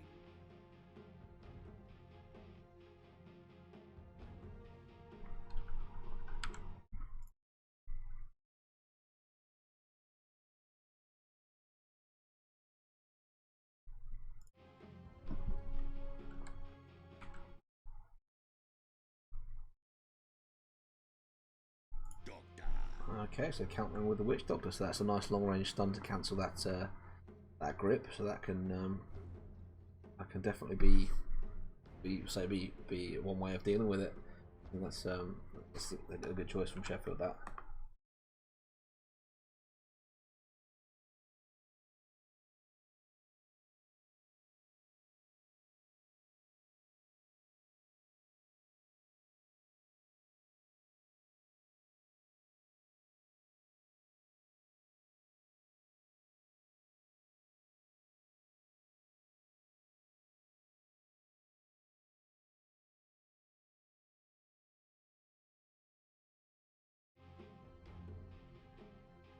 Sheffield using up a lot of spare time to think about this second pick. I wonder if they've perhaps got something intentional that they want to consider going for, or if they're just hesitating because they're not quite sure what Bath are going to do. They come out with a bounty hunter, strong all over the place. You know, I've seen bounty hunters run mid. I've seen them run off lane. There was a brief. When they made the big changes to him, there was a brief period where they had him as a pos 1 carry. That I think it was when the Janada cooldown became like half a second, 1 second. You saw him as pos 1 carry because he can just crit just whole teams away. So it's versatile. I say it runs really nicely as a 4 because it gives you constant vision, especially into invis heroes, and they're great against supports that want to rotate loads because you've always got an idea of at least where they are or where they're going. The clockwork, we saw that. Well, some of the hook shots were, I mean, they were Chris level hook shots at some points in that last game. You do get treated to a game 3.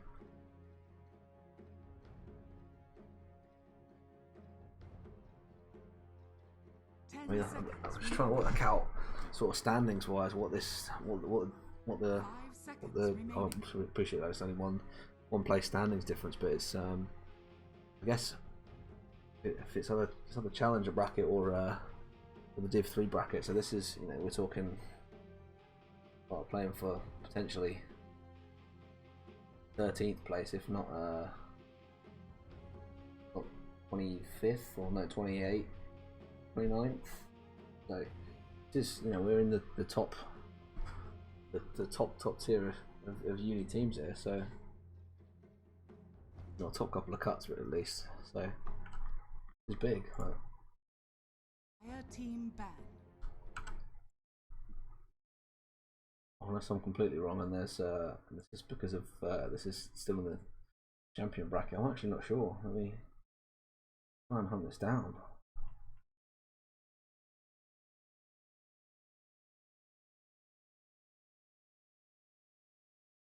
No troll, so they don't want to deal with that, and no Ursa, so they're not afraid to just get rid of the heroes they haven't had a way to deal with. Like that's I don't think they've got there's any reason for them not to. If they don't want to deal with it, let's see something new.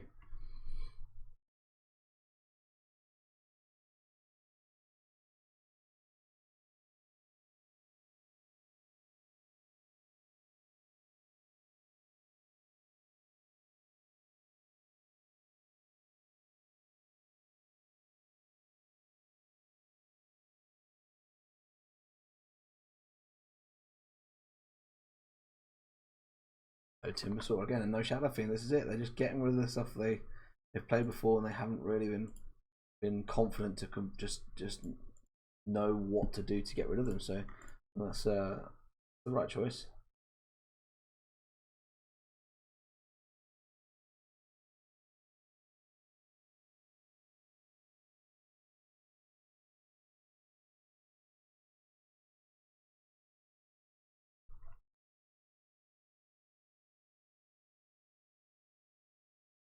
Again, plenty of this reserve time being used.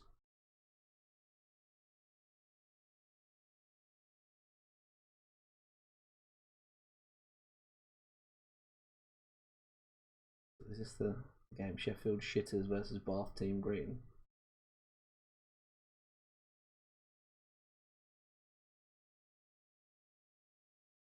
That looks like it is. So Sheffield Shitters. That's what they're called on the NSE page. Vengeful Spirit. Okay, so we definitely get to see something new. That's long range stun. You can see some clutch swaps. We can get something new to see. That's definitely nice. I like a bit of that, and say it provides another extra layer of control. We're still in the championship bracket, so this is important. This decides who. Am I right?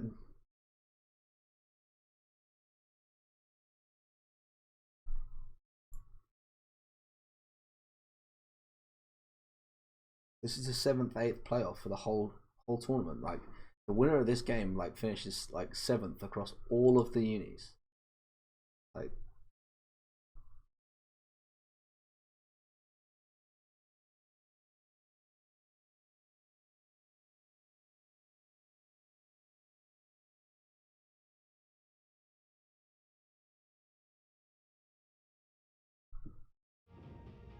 there's the jug. Okay, so protection from all of that bonus control that the Vengeful Spirit brings. So no cask stun, no long range magic missile stun. So yeah, just spinning, and I personally would have liked to see the Juggernaut come with a Witch Dog, because I think the Maledict into spin is vicious, but they say it's been banned out both times, and there's the PA.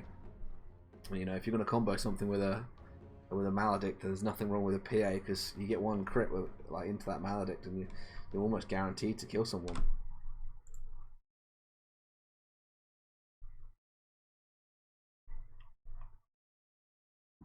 Seconds remaining. Yeah, 7th, 8th. But let's say this is we're in the top 10 teams of Uni Dota. This is big. This is a good game to have as a last game of the season, as it were. This is hype. And Lena, another hero that's banned out last game round, that's managed to get through.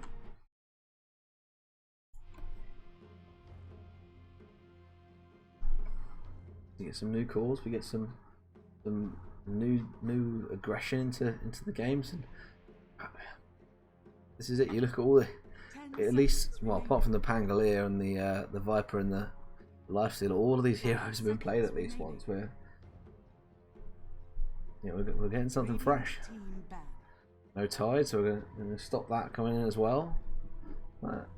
Let's just get rid of all the stuff that's already been played. We don't want to see it. We want something new.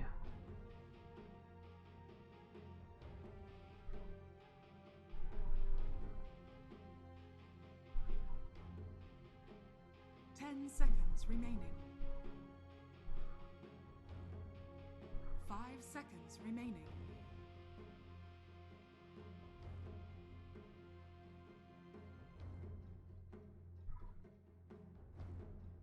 Perhaps wonder where that bounty hunter is going to go. It's going to end up being against that Lena in mid, I would think, unless that's going to be an off-lane clock and a support Lena, which I would be very surprised by. But so we'll see where that bounty hunter goes. Could be a 3. I think it's probably not going to be a 4, because I would have thought they'd pop the Vengeful Spirit on the 4. But you know, it could be a 1 Vengeful Spirit. We could see this being a full anti-armor strat. The Slardar hasn't been banned out yet, so only 10 seconds left. And if they're going to go for the Slardar ban out, I'd do it now, because that could be a very nasty amount of anti-armor. Radiant team No Pugner, yeah. We get something fresh. As I say, of 12 bans, to have 9 of them be heroes that someone's played, that's I like that. That's cool. That's bringing something new every time. 10 seconds remaining. 5 seconds remaining. Dire team pick. There's the Doom. Now I wonder if if they are going to go double down on the anti-armor, that Doom's in real trouble until he's at least picked something up like a Vlad's or something, because he has there's all of about 2 armor, and that could be very, very dangerous for him. I mean, it does give you that ability to just take one hero out of the fight, unless it's the PA. You go near her, she's not out of the fight, because you can just right click you, and that's all you can really do when you're in a Doom. But otherwise, it's great for say just stopping one spellcaster. So can't really go all in the magic damage. Need to either find a way to deal with that Doom, an early Lotus Orb build, or just like I said, double down on the anti-armor, try and burst him out very quickly. Very easy to do with the PA, like Vengeful Spirit, because extra damage, I say minus armor, like the stun to keep him close to the PA. That's could be a very bad game for that Doom, I think.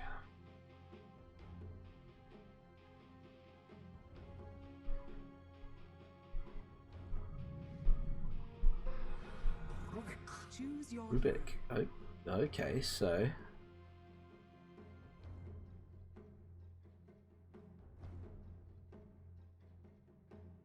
this is a mid Rubik. Oh, okay. We are being treated in this game 3. This is like This is the sort of game I love, because I have a real serious hard on for Rubik players. So this is my sort of game. I am going to enjoy this.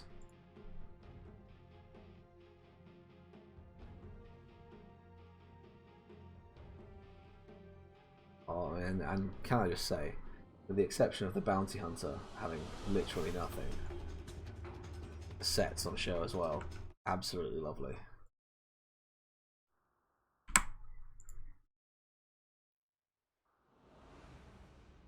Oh, that doesn't look right. There we go. Here we go then. Game 3. prepare for battle. The decider, the 7th place decider. This is probably going to be the last game of this tournament this season that I'm doing until, well, I'll be doing some lobby games, but this tournament doesn't come back now until September, so booyah. And here we go. Mike on that Bounty Hunter can be going into bot. We've got IB Hairman taking that Vengeful Spirit with him as well. We'll see. Mina Savilo again on that mid lane with that Rubik.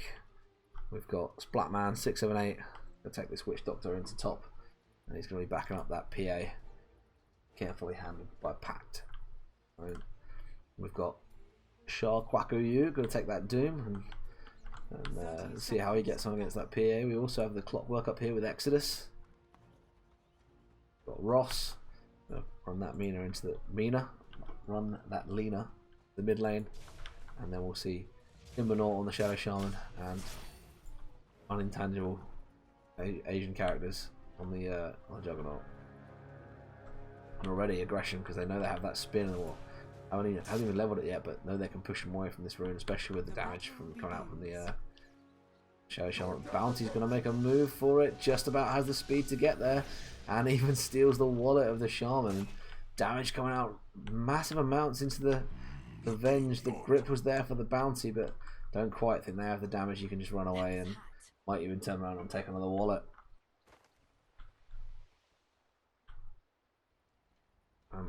Oh, this Doom is in a long way. What has he leveled? He has leveled the Devour, and that massive amount of regen isn't quite enough to keep him alive against that PA. Juicy First Blood going towards that PA as well, and gets off to a very nice start. There's the grip from the Shaman, great counter stun from the Venge, but the spin, so much damage into that Bounty, and down he goes. And then the harassment, the amount of being chucked out by that Shadow Shaman, going to push that Venge away. So this is a difficult lane. Gripping to spin is a pretty lethal combo. Mid, it looks like you know, relatively even. Yeah, so four apiece, but you know, we're only a minute in, and then in this top lane, well, not sure how much difference that PA getting that first blood's going to be, but he's going to look to pick up, well, Phase, another one of those delicious Wraith bands early, so a regen for the Doom for that Devour is, oh, what is it? Oh, yeah, up to 18 regen just for eating a creep, and there's the spin, and again this Juggernaut spin picking up kills, brings down the Venge this time, and then the kill onto the Shaman spread across both the Venge and the Bounty, so there's at least a little bit of a trade up for it. But that Bounty wallet still, I suppose, is gonna hurt the Juggernaut, and at least hold him off from his items, at least for a start. Mr. Steelio wallet.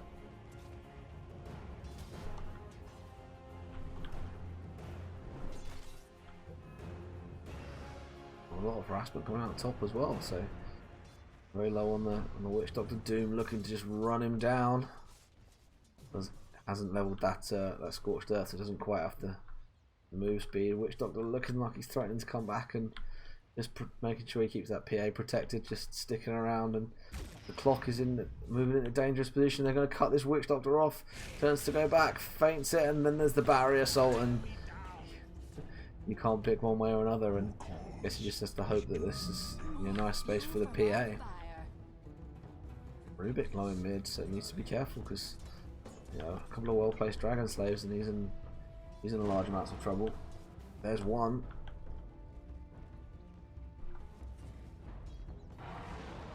There's two. More aggression in bot from that side pull.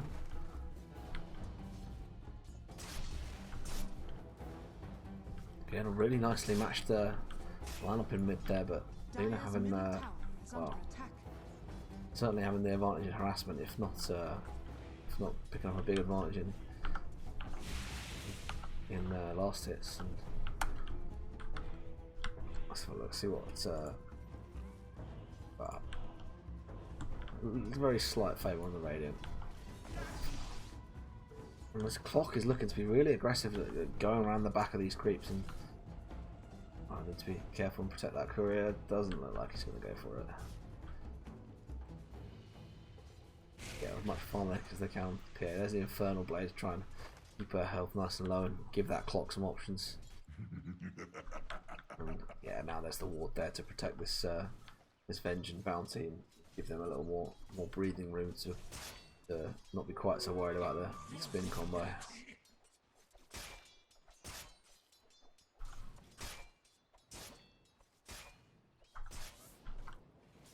And there's the Maledictor with the Doom.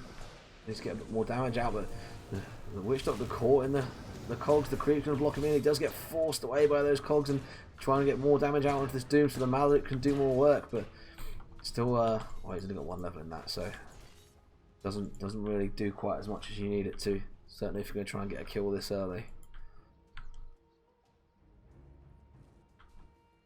Rubik with 2 mangoes. I'm going to bring it out and going to spam that fade bolt just so we can really make sure that Lena is going to struggle to last hit. Light strike array very narrowly missing there.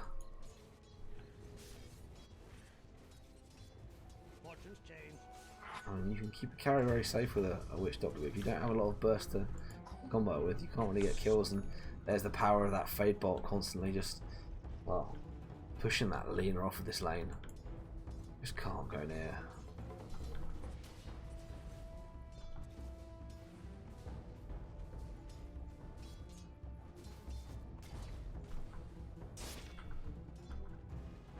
The bounty coming a long way forward. There's the spin, and then they turn and go, and it's blocked, and a perfect grip just to hold in spin, and just a little bit too greedy from this bounty to try and go for this jug, and the perfect dodge with that stun.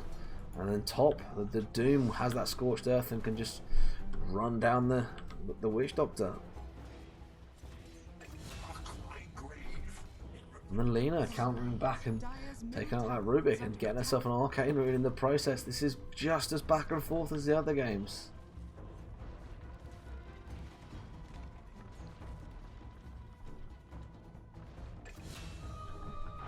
The Jug picking up another kill onto the Venge. Can't keep up here.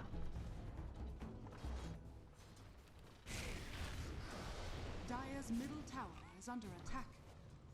Even having to pop the mangoes to jump to creeps to get out of that scorched earth.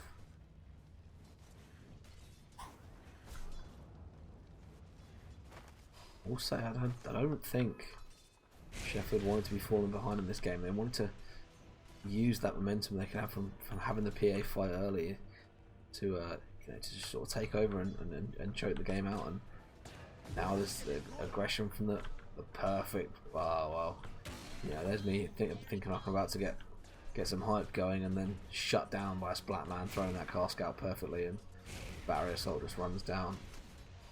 Narrowly missing with that Maledict, and PA just ducking and diving, and now here comes the Scorched Earth trying to keep the Doom on top. There's the Rubik, he's here with that Fade Bolt to stop that damage coming out. There's the Lift, going to try and throw him back into tower range. There's the Cask, and the PA ready to dive forward. Dragon Slave. Rubik, you can't just steal spells like that. You just arrive at fights to kill people.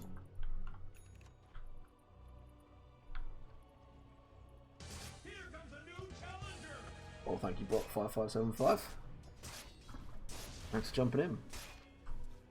If this game is anything like the previous games we've watched, this is going to be a treat, because so well, there's the grip from the Shadow Shaman, and the Jug on top. Venge just throwing that stun out to stop that grip and try and keep the bounty alive, but the spin's coming forward, and the Venge is going to get run down again. Dire's middle tower is under attack.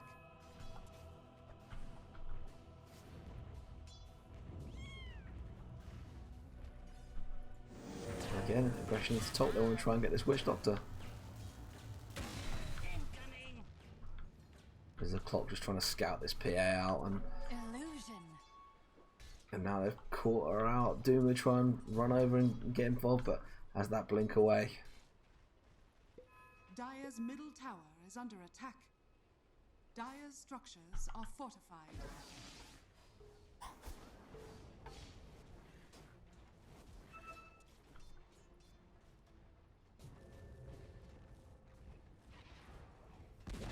Root back in trying to go for the denial. Can't quite get it.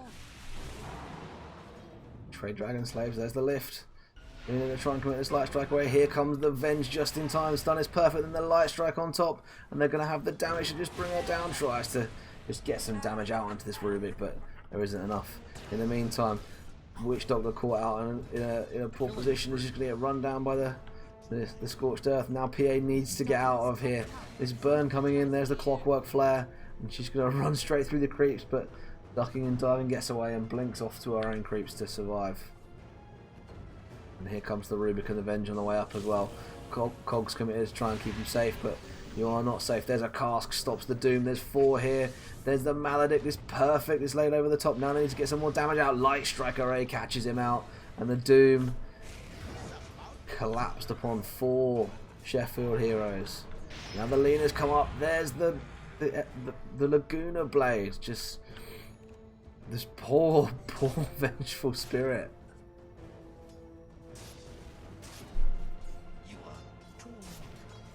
And then the bounty dying bot as well. So he gets 10 minutes and getting up and down the XP. Win probability going definitely towards Bath, and well, nearly 4k net worth advantage. I guess just having this jug constantly farm this bot lane is starting to pay off for them.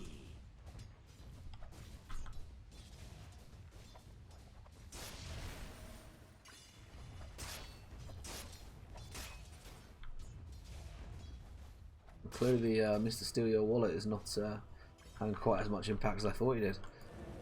Fight going on mid, the Splat Man just diving in to try and pick up this Lena, and well, 600 gold onto him compared to just shy of 300 going towards the Witch Doctor, so I think he'll say that one was worth it. I even moved this PA off the top lane where she was really struggling to farm, and I'm going to try and find something for her in bot. Just going to look to pick up that Battle Fury. Has the damage boost from the Vengeful Spirit when she's around too, so see some big crits coming out.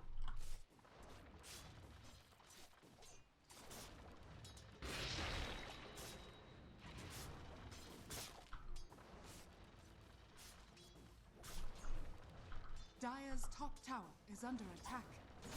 Dire's structures are fortified.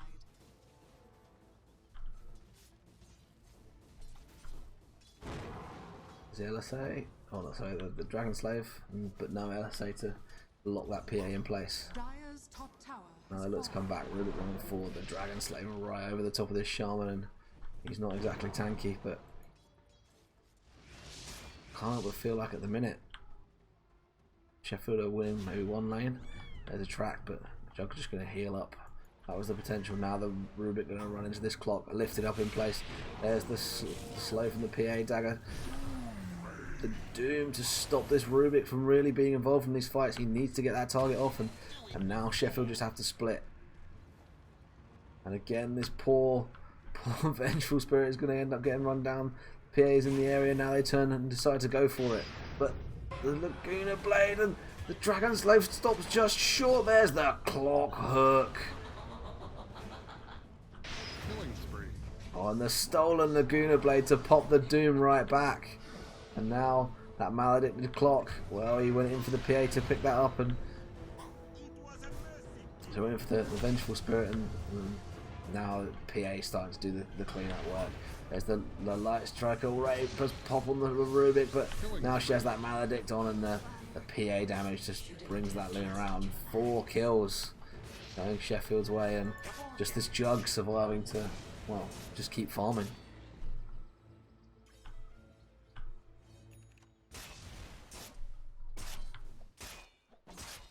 Well, he's only 900 away from his own Battle Fury, really, and the PA is nowhere near that amount. It still has the best part of the entire Demon Edge to farm, and struggling for the space to do so. The movement from the Shaman and the clock, they're getting under level, but they are getting into positions where they can hamper the farm on the Sheffield side. There's Witch Doctor. Oh, he narrowly dodges the clock hook, and now he's just going to get run down by the Doom. I'm going to try and bring this Rubik over, but even he changes his mind. He's like, oh, I'm not getting involved in that. Sorry, dude.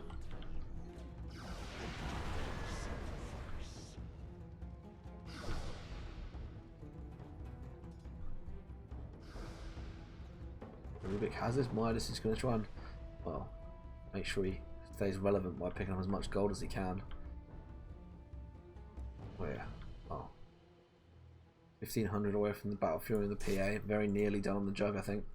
Yeah, he's probably just 500 away now, so quick look at net worth again. Yeah, both the Jug and the Lena top of the pile at the minute, but very closely followed by that PA and the Rubik, and then just trading off as we go down through the supports. So it might go off in mid here. The Lena is a long way up, but doesn't quite have that mobility yet. There's no one with a blink with the stuns coming forward more quickly.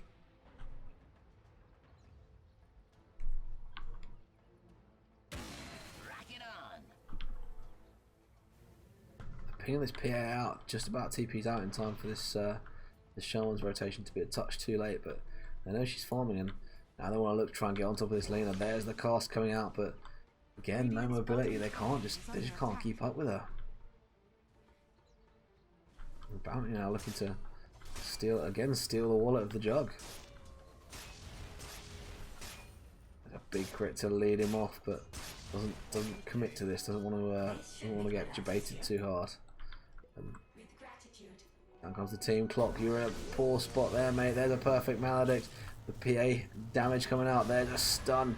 And sorry, clock, but down you go. Big crit from the bounty to make sure of that one. And now they can start looking to try and put some pressure on this Jug. He is, well, Battle Fury is on the way out. That's it. He can now just back up on the jungle. Make sure he just presses this net worth advantage. Very close from the PA now as well. She's done very well to catch back up to this Jug that's been farming constantly.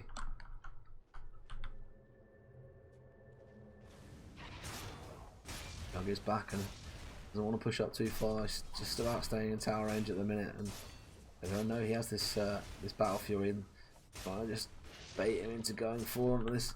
And here comes the Venge now. Where's the PA? Where's the damage follow up?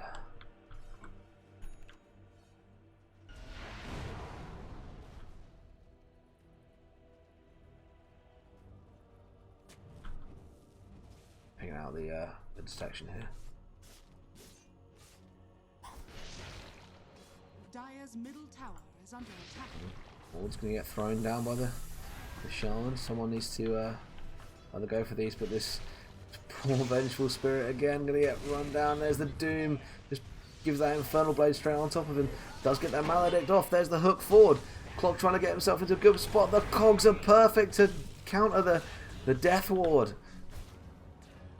And is there the damage to bring down the Shadow Shaman? There is with that PA dagger. The Doom going out onto the PA. It's the one target you really don't want it to be. Doesn't stop those crits, and now that Clock trapped in there with the PA. Maledict on top, and he's definitely going to tick. There comes the Dragon Slayer, the Laguna Blade popping the Witch Doctor. And the PA over that Doom now needs to decide if she's going to go for it. Just holds off 2 seconds. Laguna just using herself now, wants to try and... Oh my good lord. Well, that is how you style on someone. Radiant's middle tower is under attack. Can I get a booyah in the chat, please? That's how you style on someone. You kill them with their own spell.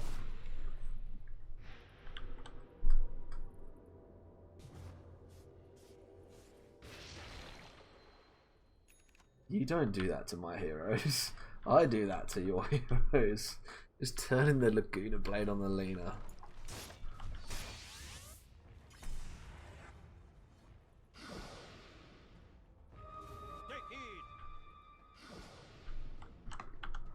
Dire's bottom tower is under attack. Yeah, say PA and Rubik now charging back up these net worth charts and trying to catch up to this Jug, who's basically just been farming the whole time. We haven't seen an Omni come out. Does manage to take this on. We will probably see the Omni here. Spins forward. The Shaman bursted out, and Jug says, "No, I'm not interested." There's the swap to stop him from TPing away. Here comes the Omni. He spread out this poor Venge again. There's the Laguna Blade to pop the Jug, and now the Clock is caught out in a. Well, you don't want to be there. And Jug just didn't have enough damage to kill off the heroes he was surrounded by. Spanning too far. The swap was perfect to cancel that TP, and well, now they're reliant on the net worth of the Doom coming. He's saved up 2.5k of gold. And this net worth graph just smoothing out nicely, dipping massively on the experience towards Sheffield. Here comes a big rotation. Track coming out. TP's into Shrine. The Lena is a long way in. PA just backing right up and now trying to come back in. There's the Maledict. The Lena caught out on the back lines. She's going to invis away, but you can't invis away when you're tracked. And someone needs to get a stun there. Is a lift going to come? There's the swap.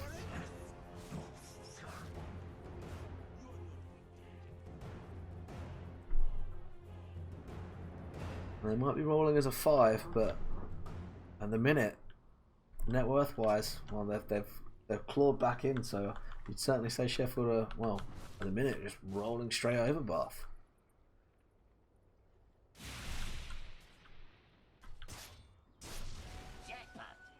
Radiant's middle tower. Jug is now under attack. very close to, well, has the courier on the way out, so we'll have that Yasha now soon. And so touch more damage, touch more movement speed, gives me a little bit of mobility in there. Aggression, serious aggression from this bounty. He wants to get in and, well, say even he's going for a slightly more damage oriented build. Going to pick up that Sanjin Yasha. Battle Fury finished up on the PA, almost well, almost at that Desolator. So the anti-armor, the combination of the Avenge with the Desolator on damage on the PA, one Maledict dagger from the Maledict from the Witch Doctor dagger from the PA with that anti-armor, and it's a very real danger that some of these Bath heroes won't going to last much longer than 2 seconds in these team fights.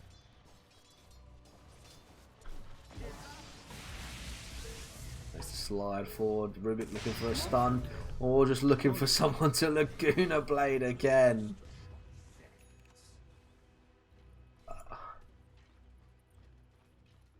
Just 600 away from this Ags. Just insulting almost to.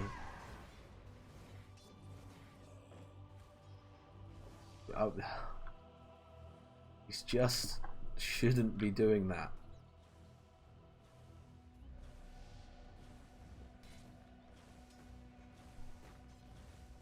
The Yule's Shadowblade up on this Lena now, and she needs to start looking to find these supports.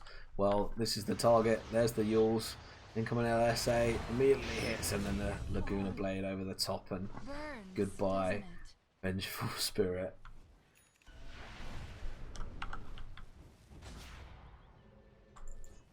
Eight deaths on them already, but then 14 assists. There's been some absolutely clutch swaps to keep this Jug in place, to stop him from leaving, and we'll see some more aggression mid. Looks like Bartha, well, perhaps hunting this PA. Gonna get some invis down there. So it's gonna be the Lena, so they do commit double invis on her. So definitely a hunter down. Out comes the Doom. He's gonna go onto the PA again, and is that really the target? Long range grip from the Shaman, but the clock hook is right on top of the Rubik. He now needs to get away. That constant mini stun from the barrier assault. There's the death wall on the back lines to make sure that Shaman's not staying alive, and there's a double swap there, and no swap now to stop this Jug from getting away, and they just need to run him down. Don't know if they can keep up with him. Not going to get in range for the magic missile. Isn't going to throw the cask. There's the long dagger out, but they just change their mind and go for the tower. When you've got 3 heroes down on the team, and Deso on the PA, damage boost from the Venge, you can just go for this double crit to take out that creep wave. These towers are melting. Have to commit the fortify. Lena, you'll be very brave to go for someone here. Radiant's middle tower has fallen. That was 2 towers in less than a minute. Yeah, don't stick around. There's the sentry. He's going to go out onto this poor Vengeful Spirit again. The 4-staff dodge, but 4-staff straight into the clockwork, and the mini stun just keeping this. Well, don't need to be mini stun when you've got Laguna Blade.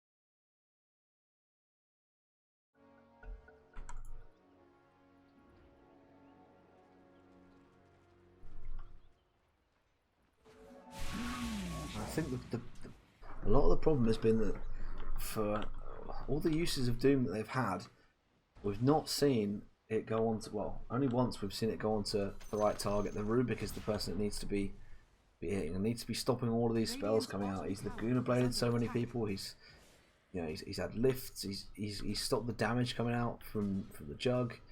It needs to be getting the Doom onto him. Really do. If you're doing the PA, she just keeps hitting you. It doesn't stop her from, all it does is make her a bit more kiteable. Well, you need to already be kiting her anyway.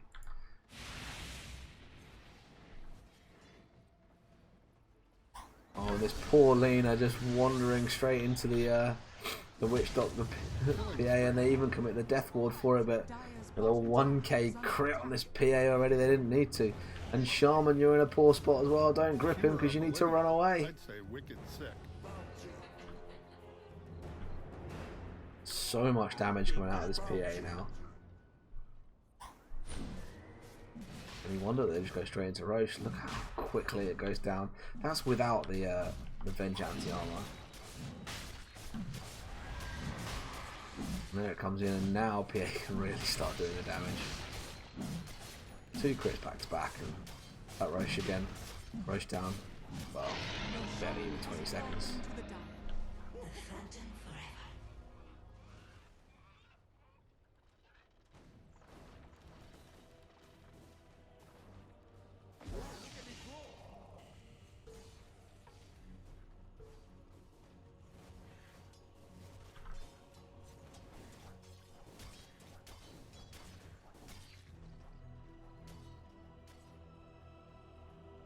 Well, what do Bath do to get back into this? They need to get a well, they've got to get a pick off with the Lena. That's for sure. They need to get this Doom onto the Rubik for a team fight, and well, they need the Jug Omni to go straight over. Well, the PA at least, if not the PA, and ideally the Venge would be good. I think really they have to say they want to blow the Venge up with the Lena if they can. Get the Doom on the Rubik, and they say get this Omni bouncing between with the Witch Doctor and the PA to bring them both a little bit low, and then get the just get the clock around, controlling people, stopping them from committing. But just look how fast the push comes in from Sheffield. Then they're not interested in waiting around. They just want to win this. They want to roll straight over. And having to TP back now. It looks like they were looking to trade T2s, but with how fast that T3 goes down and how far forward this PA can go. Just between the PA and the Rubik, they just burst that Shadow Shaman. Dag's coming out, they know where the Doom is. The swap to try and keep the PA out of danger. And Layer of Rats without any real repercussions for Sheffield. They do end up losing the Witch Doctor because you commit the Death Ward, but there's the swap out again. It's on the PA. Is she going to tick? Needs to hit something, and the Doom is going to try and run forward. Just going to run down this Vengeful Spirit. The Doom is not going to tick out the PA, and the Vengeful Spirit just goes down for it. And you're happy trading the Vengeful Spirit if you keep that PA alive. How close was that? Let me see if we can get a replay and see just how close it was.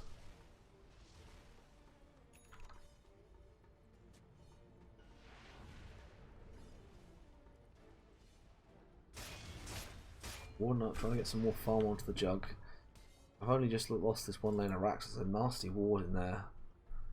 Yeah, you get some free vision. You can just see how close this PA is, just running away and doesn't tick down.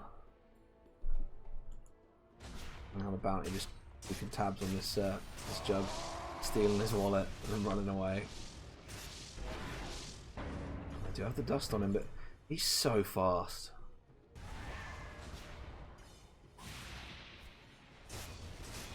And everywhere Bath go, they seem to run into 3, sometimes 4 of the Sheffield heroes. They're always rotating around, always on the move with each other.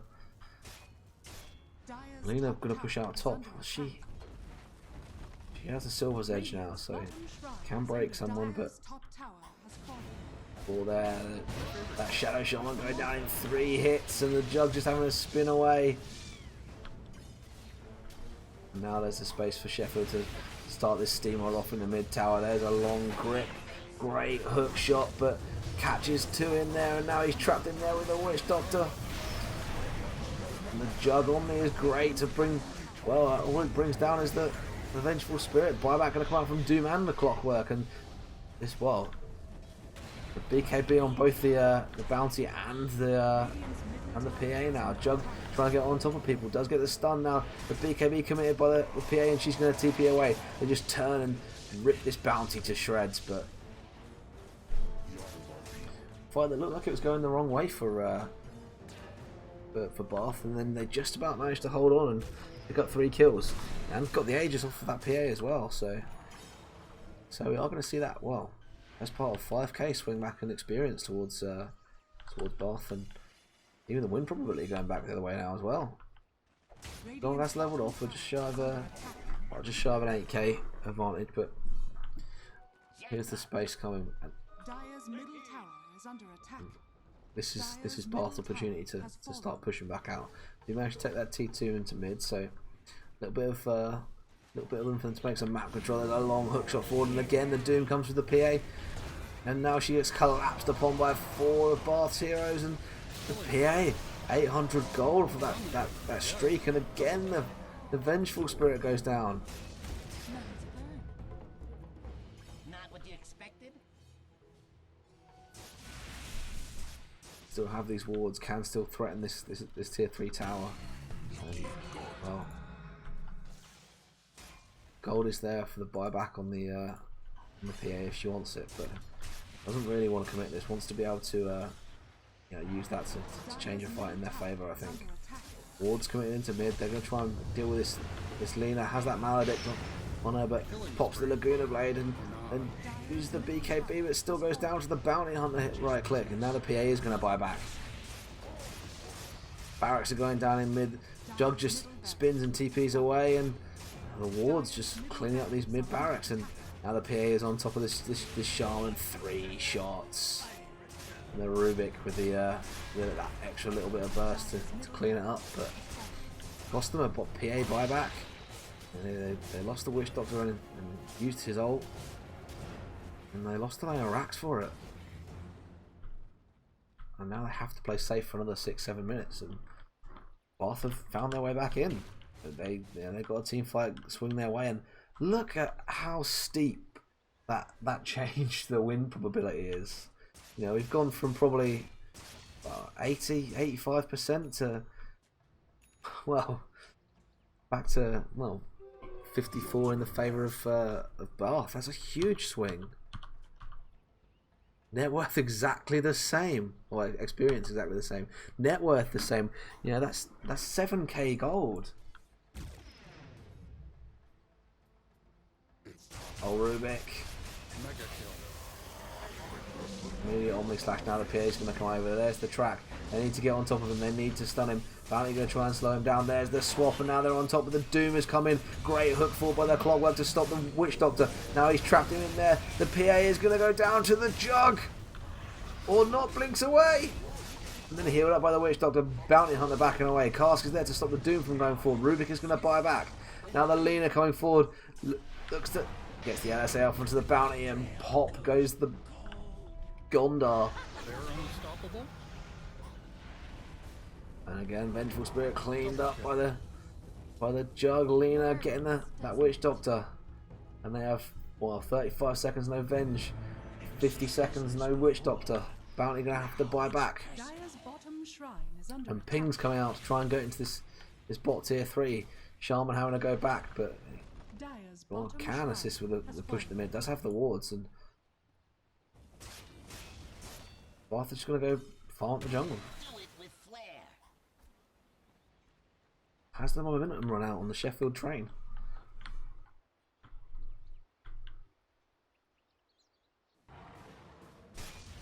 Oh, almost at 25 on this Jug now. He's looking to get a nullifier as Basher, Butterfly, Manta. They just left him to farm.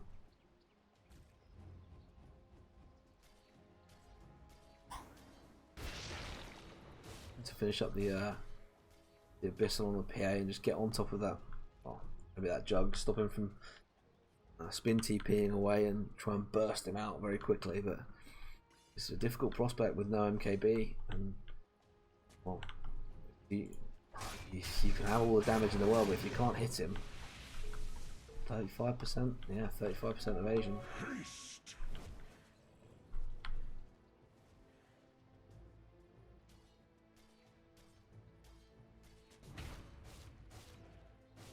You know, we're nearly 4 hours into watching these games, and the pace still absolutely ferocious. Boom, there it goes. And we're on 2 kills a minute.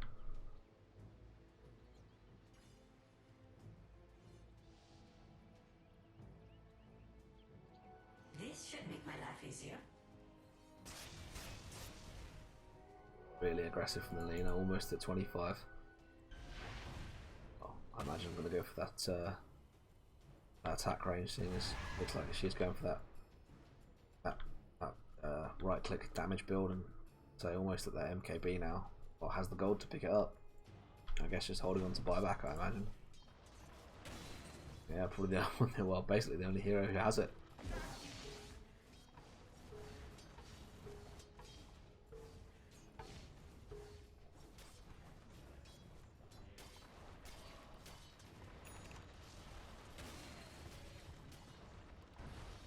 Ping's coming out, they're looking to try and pick up this bounty hunter. Well, he has the BKB and he's now looking to go for an orchid, so he wants to get a silence out. Bissell is finished up on the PA now, I guess with no buyback, you just sort of go for it. Has Blink set the travels on the Rubik, so I need to be careful of that that threat of the split push. Just poor Benj, just Glimmer Cape medallion, that's it.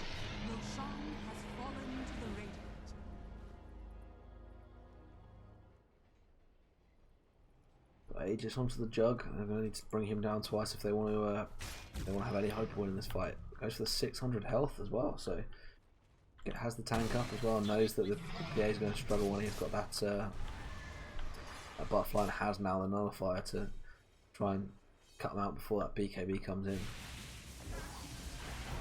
Runs over. Has taken the maledict and now has to spin to get rid of it. Really aggressive. There's the nullifier straight out onto the Rubik. I'm just looking to go back and hit the towers. There's the Laguna Blade. There's loads of damage into the jug. That does manage to get off his healing ward, but immediately critted out by the bounty. But he doesn't care. He's going to go straight into the barracks. Blink fought by the Doom. He again dooms the PA, and the Rubik is there to lift him away. Tries to run him down. Jug now just backing up, looking to go top. There's the death ward straight over the top, just bouncing around them. Lena caught out, great stun there, and loads of damage coming out. There's the Omni Slash straight over the top of the bounty, and the Venge spin forward. The PA just running away, doesn't want to die, and does go down. Then there's the hook shot forward, stops the Witch Doctor from getting away. Light Strike away. Array just blows them up. Witch Doctor coming back in, but Bath want to end this. And there's the GG from the PA. And we do have at least a result on the NSE Spring Championships. We have the grand finals yet to go, but I'm not casting that because that's done locally. But what a best of 3 that was. Just back and forward constantly, absolutely relentless pace. Like I'll say, we're on for, well, there was the best part of 2 kills a minute in that game. It just did not stop. And unbelievable, just unbelievable to see that game just go back and forth. The massive swing when Bath really stopped the momentum of the Sheffield side. That was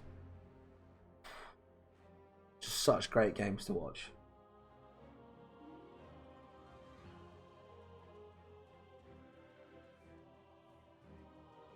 It's another one where it just looked like it was almost inevitable, and then somehow from somewhere the stop came, and that was it. I must say, when the momentum died, that was the turning point. I mean, hard to say. Oh, I mean, the jug farming a lot obviously helped massively, but very hard to say what it was really that cost them that. Good God, amongst me.